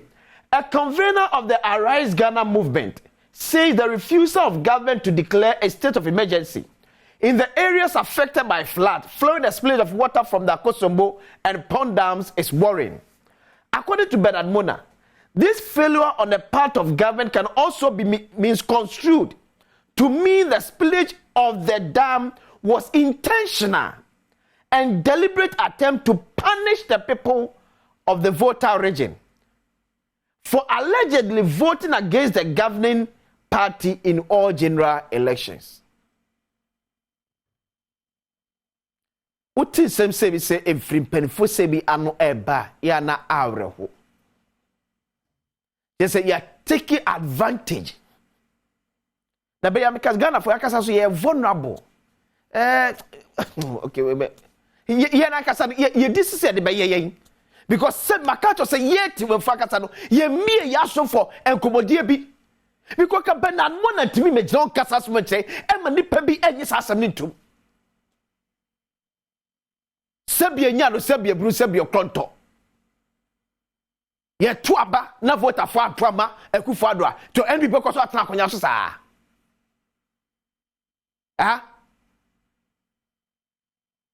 enemy bua air time and Bernard Mona baby o tifiedu se won kasa nsem sei ala people ya hye so a enso betime bia no aka che Bernard Mona no e be ye time because say we ye that way se chere say any say sa banya shada se voter for to abama MPP nti ye ntwi so fa form so na eni pebe to mamu ati sanse mo nso adi dey say be kurase politics and yet Ghana yen san as ye go school mo ka na mas come for because any crunch and any school because you say mo nyina ma wi university abo masters na say school create time ye di mo tia because obi a wako school asemo sie nyanum kwa onyeyem o Bernard Mona ka che single thing Bernard akwakobo mo one thing Bernard akwakobo mo sa ban eku voter for na voter say be anwafo kwa leto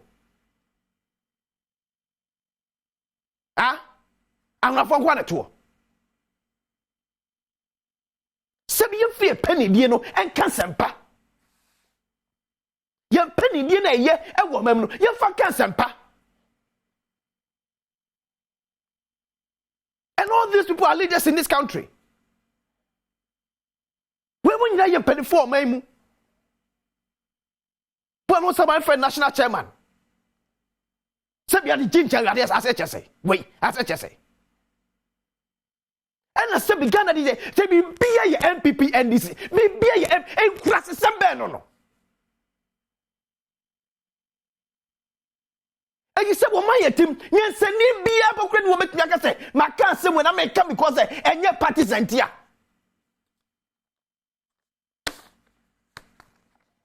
Bibi ebesi bia MPP NDC. Bibi ebesi bia MPP NDC.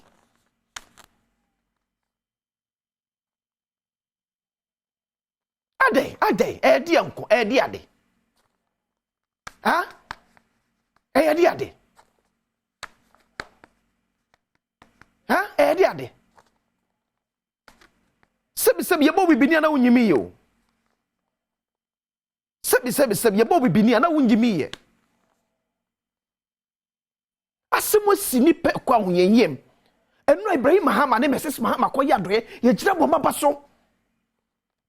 magdamo enme kwa hodo ankra ye ko yadoye ye bo maba so ye kare Ghana de hye si e toko so mo ye nnuan mo akosa hunyehie ne mu no and the only sensible thing be free but and da ho e say aban deliberate e be say e so twi for voter for so what can say e kwada asam no Sebi kwada se we freva.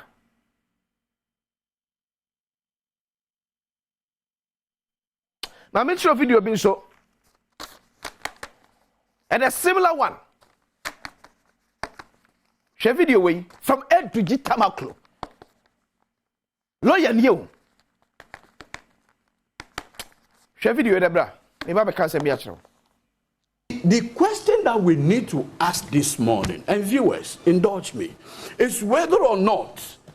the disaster is man-made. And I will establish beyond doubt this morning that it was man-made. Yes, that it was man-made. In 2010, the Volta River Authority, led by what's the name? Oh, this Kwekwa who are then the CEO, together with the Minister of Energy then,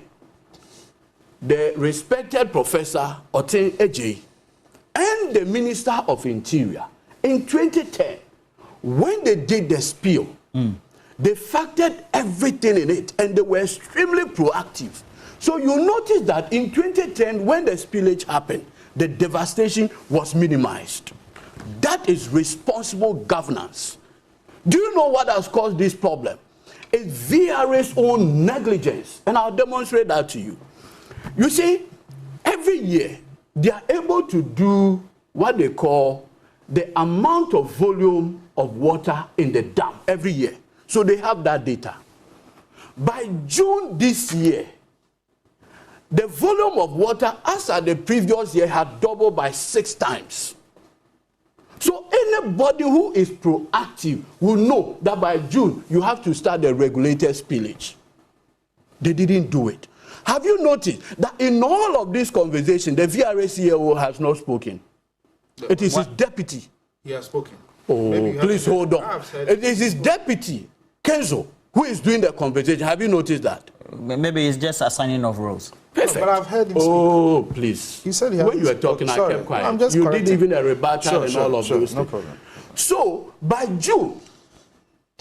the previous year's water, as at June, say June 2022 and June 2023, if you look at the data, the June 2023 amount was 6 times what was recorded in June 2022. Clearly, that was a red flag. That we're having unusual volumes of water this year, requiring that you take proactive measure. That is man-made. That is negligence. That is intentional. That is deliberate. How so? How do you draw that conclusion? The conclusion is that as of June this year, VRA, per its own data, knew that the volume of water was 6 times what they recorded the previous year. What it tells you already is that this is unusual. So now the first question is, how do you mitigate the unusual volumes of water as of June? Why wait till September 15th before you start the spillage? June, July, August, September. Imagine the volume of water within this 3-month period of inaction. These 3 months of deliberate inaction. That is what I... Lawyer. Yeah,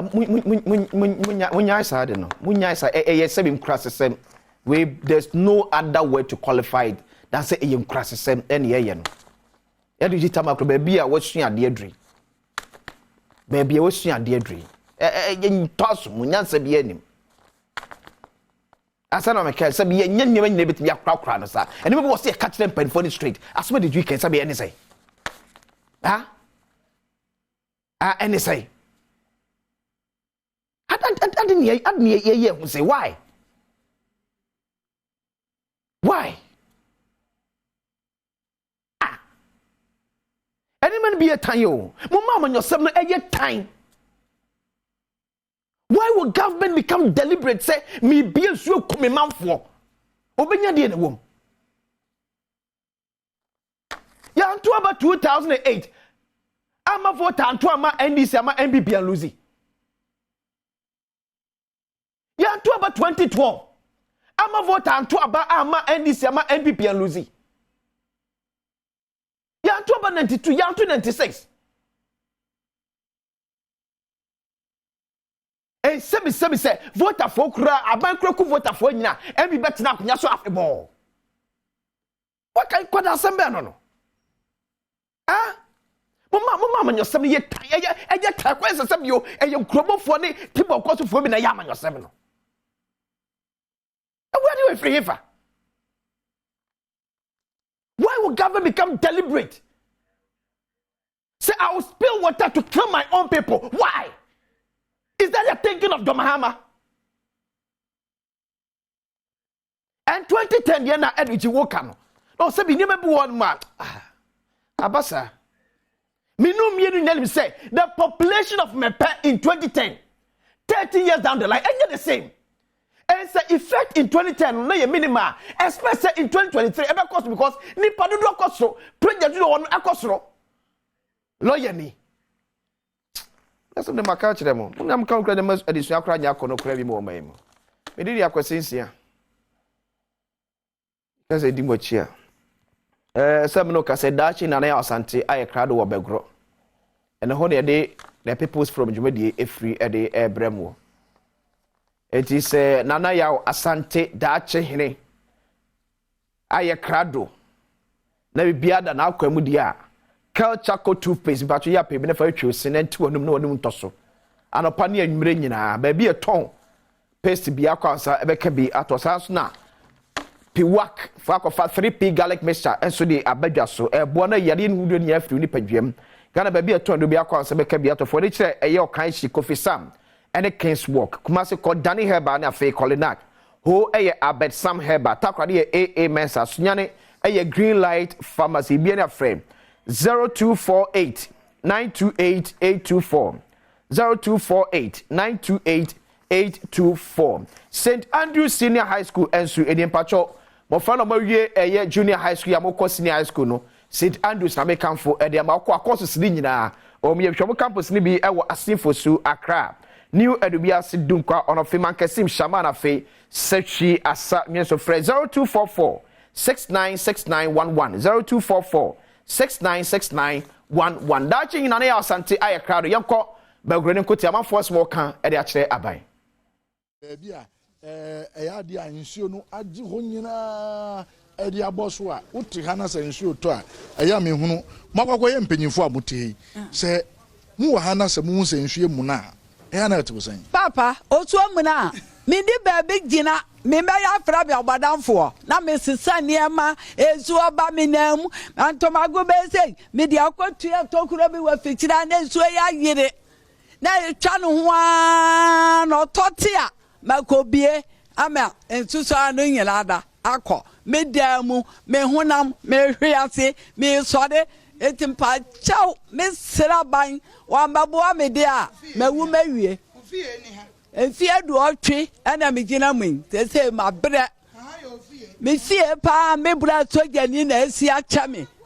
se me wo ham me bra ne so yade at the hospital or that kwadabu otahi ka so wa soro ku ate no o to me ya hwe me so me ni sika nti aban mo ame me sira no ada na kwa me tuwe me ntwa kwa yim bibi hia me ame so man kwada na ato mi ko twa kwa mo ame ko hwe ase wo bi di gene so me hwe nso ame nsore mewu eti me sira ban me sira ni bebere me pane chaw enso ni de me nko ami problem de ekume me ne mema ekume pa wa ma twitwa foto emahu eti me sira mana mo kwadi adanse enso aka ho asa de yekohunu ye no enokura ma me ne de aka no eye no kura turo ti yambo ana obewu mpanifo nyina hwew yegusu atwetwe enkomo ewa ha yenhwe ne ye ne ebusua panyin so entwetwe enkomo ebusua situation ne pote wo mu mpate mu ha de mu nemu ene ade de ye de ni ehunu sensuo beto na mutimu de de ni ehunu ne di ho adanse na mumu na mutimu sempote enatie yo medase o kasem ne yatie ni medical abomidin ye frame abusua pani kumi dampare se communal labor wa ha ahoden ntumi nye ti aban mo ayen na firi maami adawa ha street free a kosi na nanim ho wontwa adane gota kese a chese ne tenten sin den a sabi nipa tomu kura ye hunu emiliti awa bi etwa me nana baako se nyese hospital man bi na ekwaduma no hunu a susu ane fa no na okotwoko alos joint iso Badwam ansa na yeyi na tietia na yemu ama nsu efre ne hwenum akwala nsu ba so ni motia mu na enu na ase na de ne koe obi domfo nti yesra ban se animanim ya o mehwe man na lole kwan no wo yi a bridge yi a o mo anye ni yie no wo mie gap wo mie mu but ebusuan se unye contractor wo nti se bridge nsi ya ni yie na so yenye ni yie no se wo ntumi ya de ani hu se anye yie menye contractor de ba ya de ani hu se anye yie musa anu nti na ma susu anu nya dan enya kwan enko susu anu e ba ebetai susu anu ba de nyina ebetai ti junction so e bank ye num ha masa kurofa ha lol kwa masa ampo mafie amem me ame so abrosan esi ho emem a kire se fa loss filling station num ho nyina nsu obufa kwan num nyina koko share ankasa ne ka ban ade aye kari koko wo ho ni nyina nsu awura dan num ene nya ba bi mfa koko nko me am gina me ye koko ho adwuma enti koko no se ba se ye kokari age se wo soa na ade ko bia station kasim ana apanu akwakoton wa de sanse koko share ni nsu aye dan ase no enti yesra ban o maye ni nyina maye no wo mie gotanum na ye wo ye team ha nyina ye nyi asomdue afi nam sent na men tontom so ye dan every more sanse bri nyina wo didi kura asabe aduan ajo de kwhye dem ansa no wadi ho nwansan ne ka ho enti ye besre yesra ban bebre ewo nemuam omoaye onsome dama enti senia omunyina ka no ye bomodin anante de akọ baby agata kese no wo no ne ya hwe kwan no senia filling station na yesie no adihie na wa ha no kire se eno na kire edi omunya no ne ya hwe senia eho no so ne nsam no esitie metumi aka se de ya ba be hunu no kire se aha ye wa ha nyina aye obi some ne ade no ade a ne nyina ase ya no so na adwumegu nti wo hwe a obi be ka se bia ha ye waterlock omo amuti ya nso pa kire se nanka ha enye waterlock na omo hyase se wo mu eye kwan no bridge ana covert omo ri she ho no na omo kire se covert no esua enti covert no esua enti no ama adihye wa ha no die emiaye omo kire se nsuo no todi a na kire se omo die emia preocupe enti wo hwe a bit of gutters omo ye omo de be cross so kwan na na so omo de be tu eyinimu a se me no ka se ade a na tie ayemu ma na tie nyina ayemu ma enti nsuo no eba na kire se atwi afa so enti wo hwe situation a ye wo mu ewa ha na covert ya ye no ebetumi afa nsuo no the covert are very small very small enti wo hwe obi shop ena wa he ena te se nsuo no esa ne se anua no edi gata ni munti na ha ne nyina se nsuo no ena te se ebu afa so a sɛ me no ka sɛ obetumi aka sɛ enya ade a wonya obi biara omo motete ha no omo ye very vulnerable to the situation on the ground. Enti yaba bedru ha wohwe omo akwan ne dia matumi aka sɛ akwan ne dia na kyerɛ sɛ ya atum na emum covert anasa bridge sɛ ne yɛ ka no da bia nso no betumi afa akɔ no na akɔyɛ problem a ɛwɔ hɔ a afei yɛbɛbɔ mɔden ani ade hyɛ ne bi ɛwɔ ha no so etumi edi nkɔmɔ ne yɛ bi sɛ ɔmo sɛ apart from bridge way any normal course no situation no pɔte no sɛn ɛna ɛtɛ openika sɛ biribi abɔkɔ deɛ bata bɔkɔ mu na mote ha situation ne sɛn ɛnyɛ kura sɛnea wɔyɛ ɛsɛ wɔyɛ gɔta kɛseɛ ɛfa ase wɔyɛ gɔta kɛseɛ ɛfa na wɔyɛ fa ahadeɛ na ɛba no sɛdeɛ wɔn yɛ no wɔdwom no nti nsuo no ba ebu fa ha nyinaa tra ɛda wɔ nyinaa ɛkɔ sɛ nti sese no yɛbrɛ wɔ ha paa ɛkwan wɔ yɛ sɛ wɔyɛ man bɛɛ mfie bɛɛ ɛnan ni ɛna me brɛ bi wu aburokyire ɛna yɛn yɛ abɛsiesie nti sɛ obi a nwu wɔ yɛn fie hɔ a ɛkwan wɔ yi obi a nsi so kora da wobɛsɛ wɔkyerɛ sɛn ɛkwan a wohu no wɔ ha yi radak ma ɛhu kwan kɛseɛ wɔ yɛn fie hɔ a afiri aburokyire de ne ba ana yɛyɛ kwan wɔ yi me na mede aboɔ gu so no gold aboɔ bi no wosi ni agye sɛ nipa wu ansa na kwan no yɛ dwusu kakra ne de aboɔ gold aboɔ gu so apart from me hu sɛ kwan wɔ yi obi ayɛ kora da nti yɛbrɛ paa wohwɛ aha no nso nsuo na ɛba na firi soro nti aha na ɛsɛ kɔ wɔ bɛɛ mu sei na ɛtumi kɔ sɛ a woyɛ bɛɛ mu abɛsi filling station hɔ ɛfiri hɔ kɔ no ɛmu so paa na firi filling station baa no deɛ ɛmu hwɛ sɛ deɛ ayɛ nti nsuo no deɛ ɛfa ha ɛna ha nso deɛ ɛba aha deɛ ha nyinaa yɛ ma nti mu nim deɛ no after efiri akɔ baby a filling station wɔ yi emu akye na mu efiri filling station na chi yɛde kɔn deɛ mu bai nti na mu pa sɛ ɛyɛ filling station nti na ɔmo ntumi ama got ɛno deɛ mentimi nkyerɛ saa menim deɛ wɔn a yɛ kwan no na wɔn duru ha no wɔn dwom no nti ɛno deɛ wɔn a wɔyɛ kwan no na ebetumi akyerɛ nti ɛno deɛ nea metumi aka wɔn no esi aha no wɔnyɛ kwan da wɔnyɛ gɔta da wɔn sɛ me fie na yɛayɛ ayi no yɛayɛ gɔta no ketewa mo aha yɛne yɛayɛ gɔta na fɛ fie no nti firi wɔ ɔba no bɛsi ha nyinaa no hwee nti ha deɛ ɛtrɛ fa kɔ fie wɔ mu ewura fie ɛfa ha nyinaa ha yɛ ma atumi yɛ ma ba ha kora deɛ wohwɛ the way aha no teɛ na kyerɛ wo sɛ nsuo no ɛtɔ ɛyɛ den a ɛbɛfa okay yɛgu so ɛdi nkɔmmɔ ɛwɔ ha ɔpɛni kɛseɛ biribi abɔkɔɔ deɛ nyame adom paa ɔpɛni wona wo shop nie paatwɔ an situation ne te sɛn first mebɛ rente store no na meyɛ adwuma kama ɛsɛ wɔn bɛyɛ gɔta ɛsɛ deɛ metumi nyɛ adwuma wokɔ me store mu a manfoɔ engine nsuo nyinaa kom ɛbɔ nsuo tɔ ɛfa moto no kɔ ɛkɔdura ma me kɔsisa moto no bɛ nti yɛ pamokyɛw ɛkwan ne deɛ gɔta no ɔmo nyɛma yɛn na yɛn nso yɛntumi nyɛ yɛ adwuma yɛ pamokyɛw ɛsɛ ɛnyɛ kwan no pɛ sɛ bɛt gata na ɔmo ayɛ wɔ ha no na mo nso sɛ gata no nsuo no ntumi mfa gɔta anim ɛfa gɔta ne nkyɛn nsuo no to si ɛmu sua nti maame so ni nkɔmɔ maame mpatɔ bra bibi abɔkɔ deɛ bakyɛ nyame adom bibi abɔkɔ na mo nso nyame adom mumu nam wɔ ha situation ne te sɛn ma mo aha no mo de yɛ brɛ paa nsuo tɔ a ebufa efie nkurɔfoɔ dan mu enyinaa efiri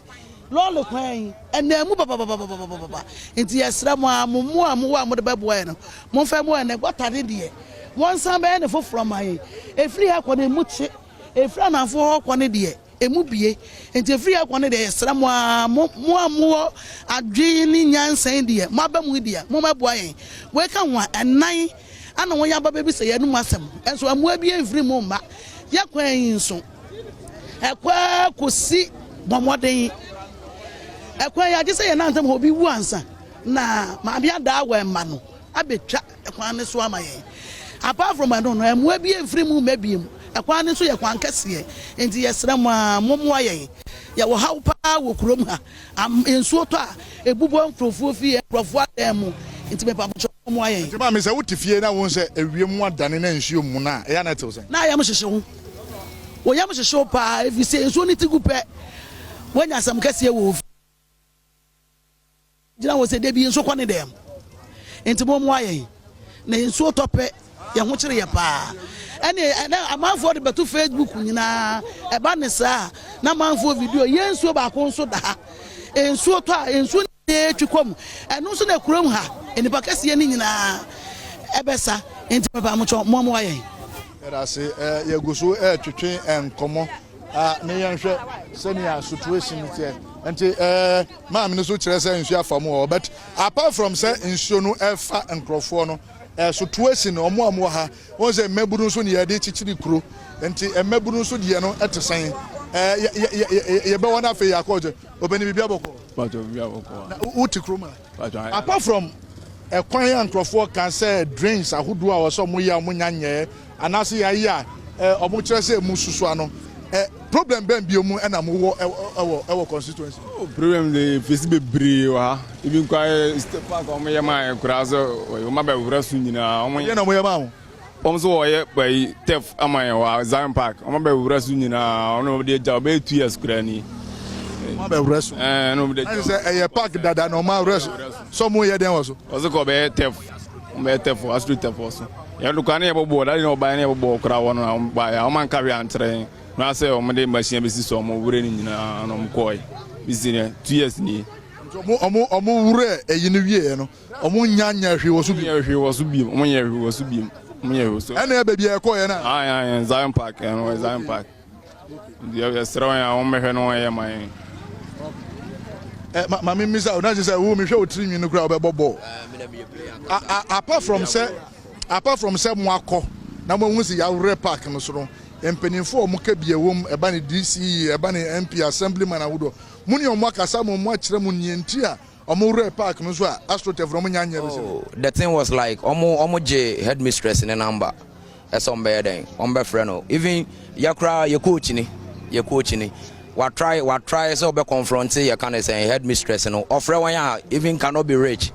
so from okra na nko timi fa no woka bibi kyerɛ yakura ka yenso yakoma beto yeyam ba ye de yen kyerɛ sɛ yen yaso eti wan be park na ma ye de a wonyina yie enye sa yen ni brabre no ma so sɛn o sɛ yen yaso yen ni abre enye sa because park no he me na mu kura abu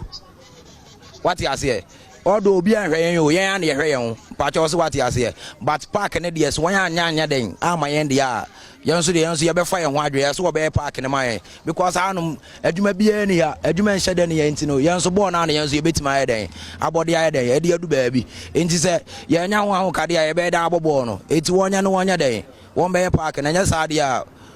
wonyina yie ye de ani abre me kasa wani bere so nya ho go nso kura okay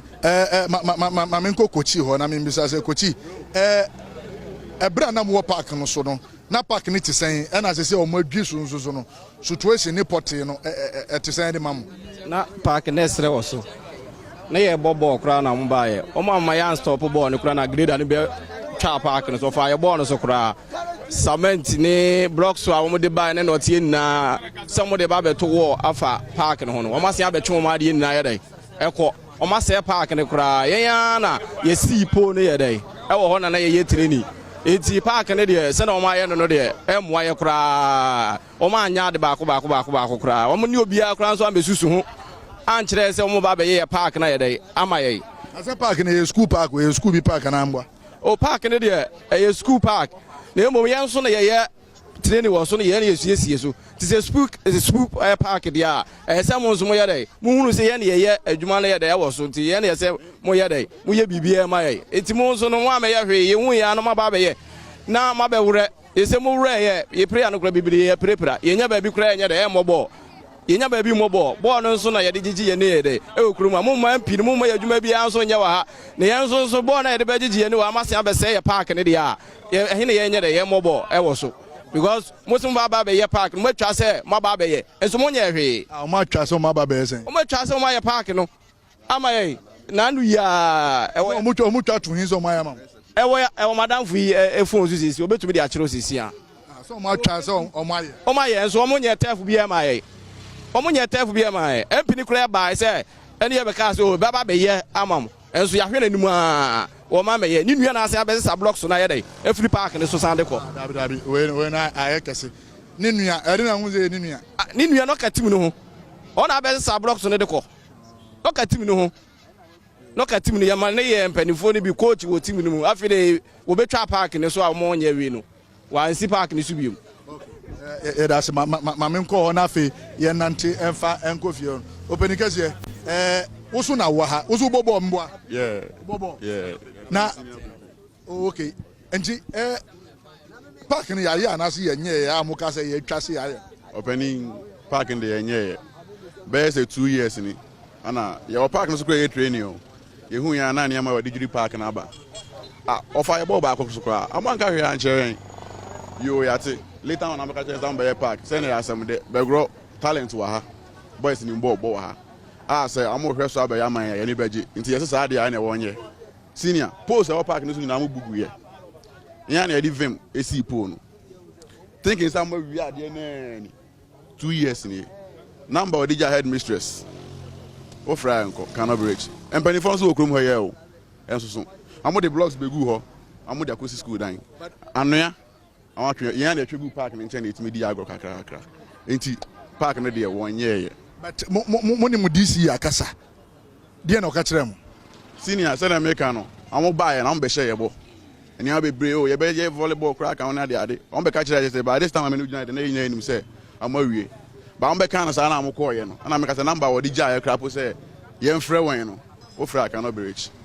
na say no ano ye nti obi anka uhu emu mpanifo ni bia o ye beba ebu asanta so na wana wo hia mpanifo ni bi senior o ye beba eno ana ekoso park na erosion afi nsu atonye bete ye fi mobo nsu particular nti mobo enso ka park de nsu gugu kakra na utimi nya level de bobo but ye park nsu particular kakra bia etimi nya be ground so de enye bo ahwe ni hobium I say apart from say ene ya ye dwimu park ni so amuntumi mobo yi ejuma be na we oh me ye installer me fix multi TV na me use me de bobo na sideway enti no opportunity ne ba metimi ayewe ba say adwuma nkasa me ye de me installer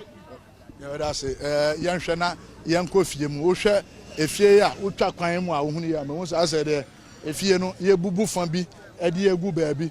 ye bebo ure sa afie ni mu ne yahwe eno so situation a ewo sa efie ni mu ne yahwe sene eho so te enti wo hwe ankrofo bebe na se nsuo bufa so a na je se omo ha no na je se omo hunu amane ewo efie ha mame ne untwetwe nkomo kakra wo fie ni am papa fie na je ho amuna to wo ze enso ni to bi anti hobiem enso ni to bi onu kwa de se me papa busuane ne no enso efisia kasia nkwafo besire mu a wo pon wo yesu adwuma pon wo ho a ya da yenko yanim nkwafo besire wo pon wo ho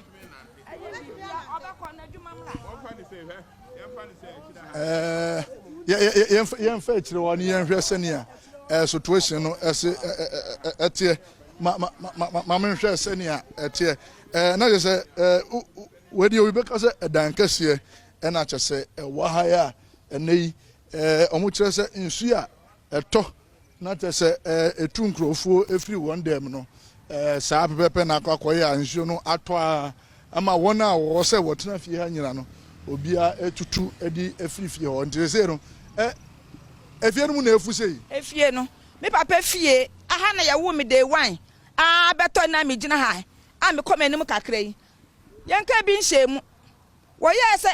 wɔyɛ lɔle kwan nti wɔn mu dwi gɔta yi nyinaa to gui ti lockdown ne baayɛ no efie ha na yɛte aha na me te na kakra yi ne nso edi etu afiri fie ha lockdown ne baayɛ na wɔkɔ suso ya wɔbɛgurokuro mu ha nyinaa na me nua baako wa ha sei sɛ nyanya me kwada ne kansuo ne fale visa na ɔyare nkɔfo ne bɛpagya ne firi fie ha yɛkɔkwan a me bra panyi kɔkwan a contractor na ɔyɛ kwan sɛ wɔyɛ yɛ kwan amayɛn a yɛse wasɛ yɛ fie tibi bra ne bisa ne sɛ yɛ ne kɔtɔkuo mu sika ana ɔde ɛyɛ kwan ne nkyɛ wasɛ yɛ fie na na mmoayɛ bi ama yɛsrɛ aban pa kyɛ sɛ sɛ obɛsi dan pa na sɛ ɛnam gɔta wɔyɛ so a obi gye de boso nya katua na sɛ watimi asɛ yɛ so yɛdwa pade yɛ sɛ dia aka kakra aban ne no ɔmo ayɛ ante me hu sɛ mo fie n'anim pɛɛ sɛ gata da ha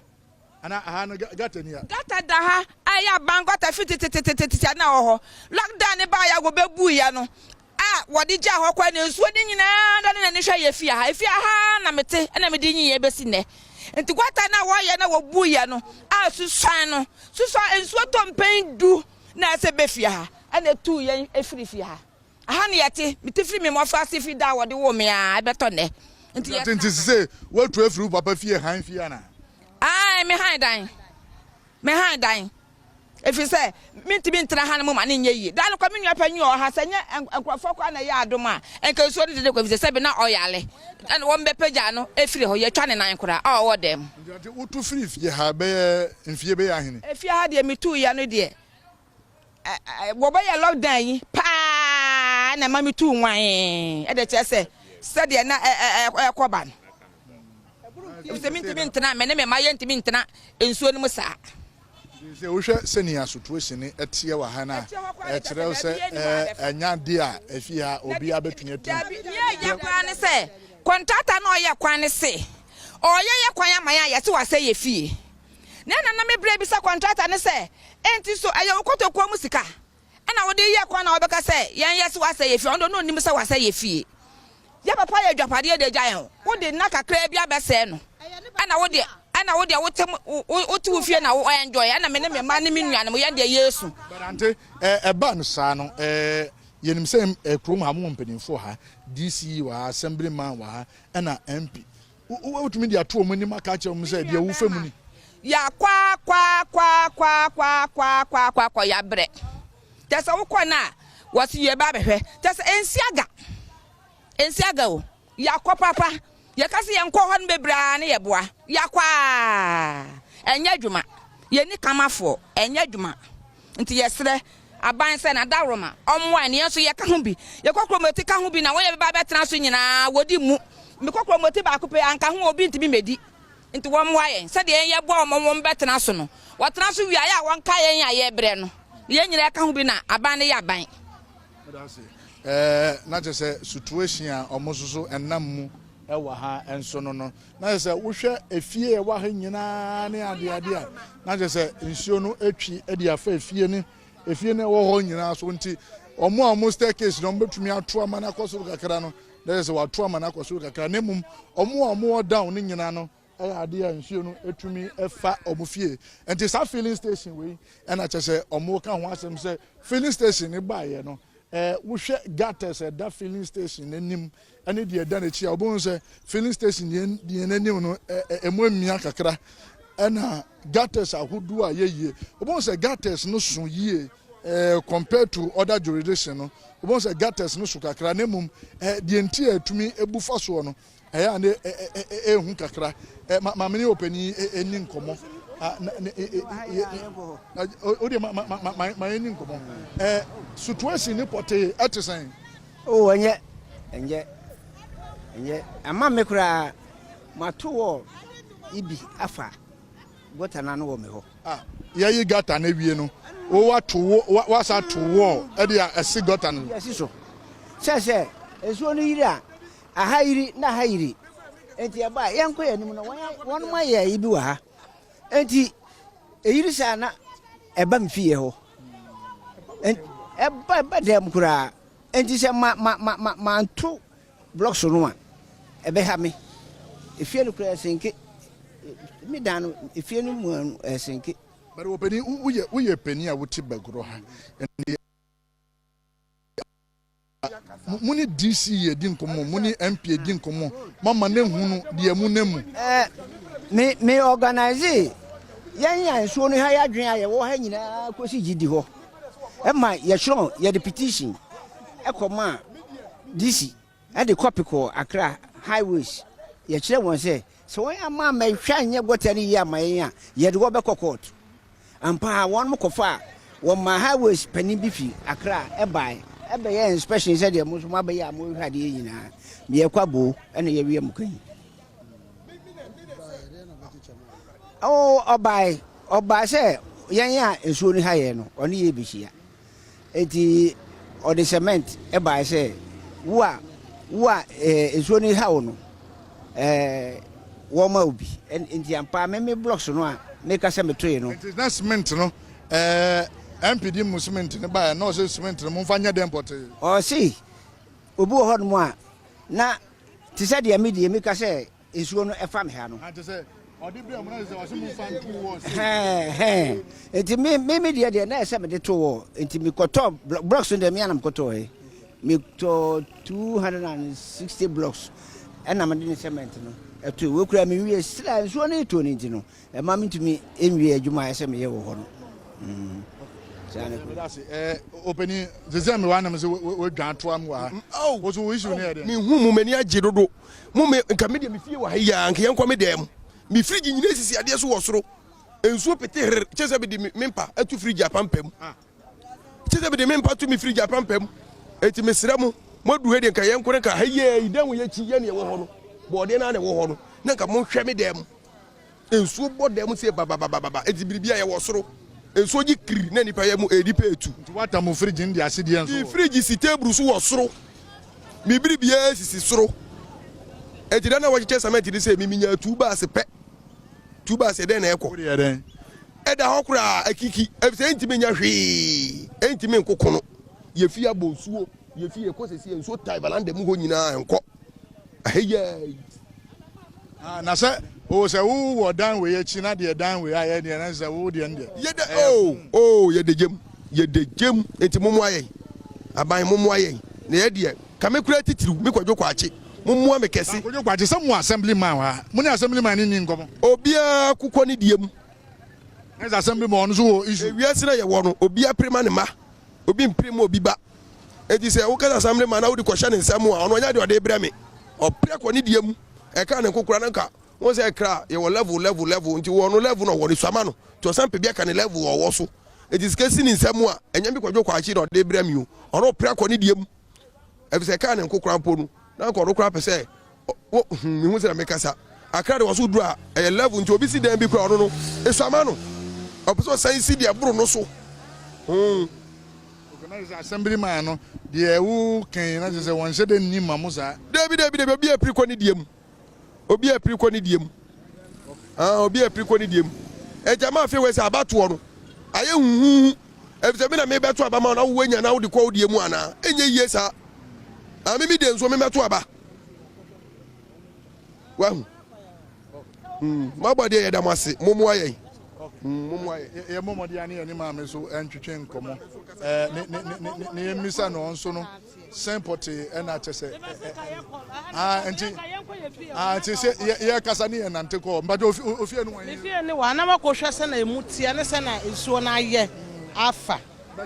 edi empote na chese ko ofie sese no nsuo ne to a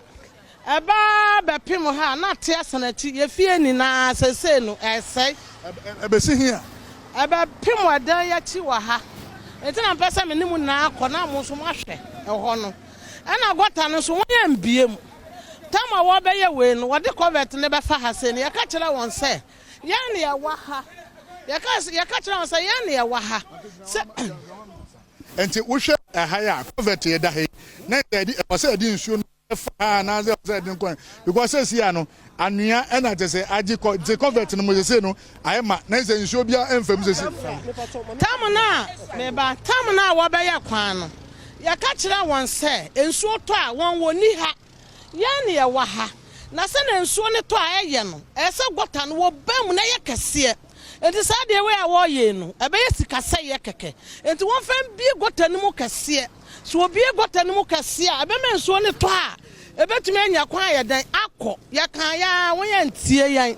enti won na aba no wo ye wo kwanti ne ebeka bia no wo ntie gota no wan ya ne ketwa enti se nsuo to a aka mo bai na ka nsuo atopa ka ya na ka mo ni ehu se na etie gota na wan ya ye no se si a gota na etutu nsuo se gota no because nsuo ne to a ahani na yiri nsuo no wokota no awa hani na nsuo to a eba kota isu ni na cars park enya ba bi nko ante ye hwe se na wo aso ya gota wo aha no ya gota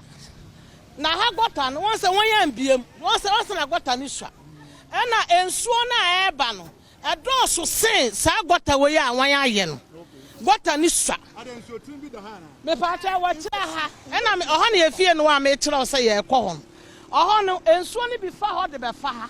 enti se nsuo ne ba bedu ha na tia san na tia fa ha nyina sana se nsuo ne ye wahu enti nsuo ne bedu ha na nsuo ne namba bia epe enti se nsuo ne kwan no asi ene nam keke aha nsuo ne kwan no ne nam enti se ano anke nsuo na oba ye ba bia me no nam aha yi untumi mfa sanka gata ya ehu yi sanka emusu kakra o ana gota ni swa ensuo na eba no ensuo na eba na nya so gota ni se ensuo ne ba bia nam na hatumi yiri papa yi hai ahatumi ya ma ahani na yiri sa ahani na se ensuo no ensuo nya ba bi mfa bi se si ano ya sram wo ma Nina.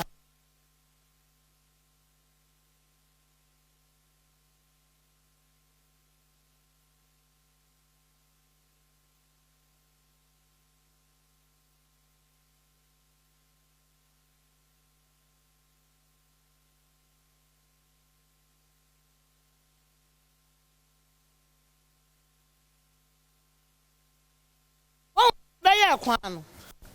What in Suno are done in be actually say, and I got an issue. If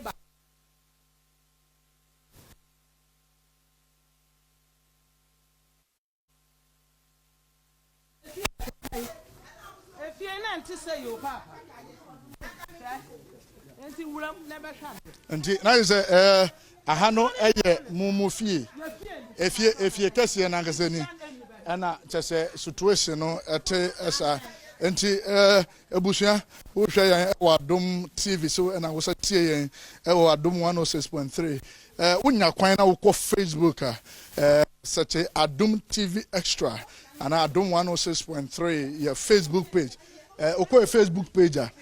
situation o mo kenyina no it is glare wo be hunu no ewo TV no eso na just say Wow. First, if you are not Tessa, Obi hunu die esi wa ha. Obi be susua ye se ahano na nsuo ta hadada. Ana mo nsuo da ha, ana me kwache na ha de nsuo ni ha. Me papa be si dan wa ha no. Enye ne ba. Mo ya tena ha che, ye hu we bi da. Na se na nsuo ni hyase ayesa. Na gota ne kra de wo be tobu wo ho, wo be ya gota ne de. Mes Wabaya got an crowd of Feda say as someone cry. Pisania face a baboyan, I'm why, and this is here, and won't say and suda, and suda, body a tiha. And why got an us what in Sony at Bebrania Coshe or Jose, and to a bamwa, Nayama, and to Sabaya Beko Seno. See a boy as a got an what in the cassia. At Yako to him, and as a Western so Yakasia qua, anyhow. Akaya dine Kamuda. And you're not a praise special Yugudara Yerobo Adom praise the were intino maybe a war Ghana Fendebiano a yaton safro special that baby shaken on the 29th of October over Perez Dom not ye kwe him not ye him a raze not ye him ye not zotting there and I more bonumia or other necessary or as a honum on your royal house of no a special performance. And I say, you can record them when our open day now doom praise into the 200 Amdano, a Boba Masha shoe, a Boba Masha shoe, on Yasam Kakraba, or honum papa. Now, Mereke or Quasa, or be a share or I doom praise this year, and I make care doya that Destiny songs will represent live voices of triumph. Madasi. Mara also na voices of triumph. Uhono so no obo hono ma wo bezimu akutan zan CT praise so kwa no obo hono na royal house ono maka chodo ya joint kwa inti no mpo no wanyina na yawo ana wanyine ba ya nyom damda no the new song wanye Joyce Blessing the new song wanye Joyce Blessing na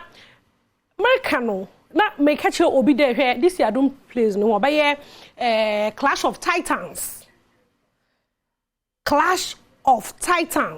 into no imagine pa say the new song kwano na wonye PSC agina muzunzun was stages eh I te one kakra na share wo ho no minti no ma monkodo ana monto yakwa no do Perez Chapel kwa wo bo ho nom wabaye one performance amara na Cedar Mountain one Assemblies of God for no Assemblies of God for no one yen one so no wo bo ho nom Bethel Revival kwa Assemblies of God for no Assemblies of God for no one na what that make you know yes give it to us give it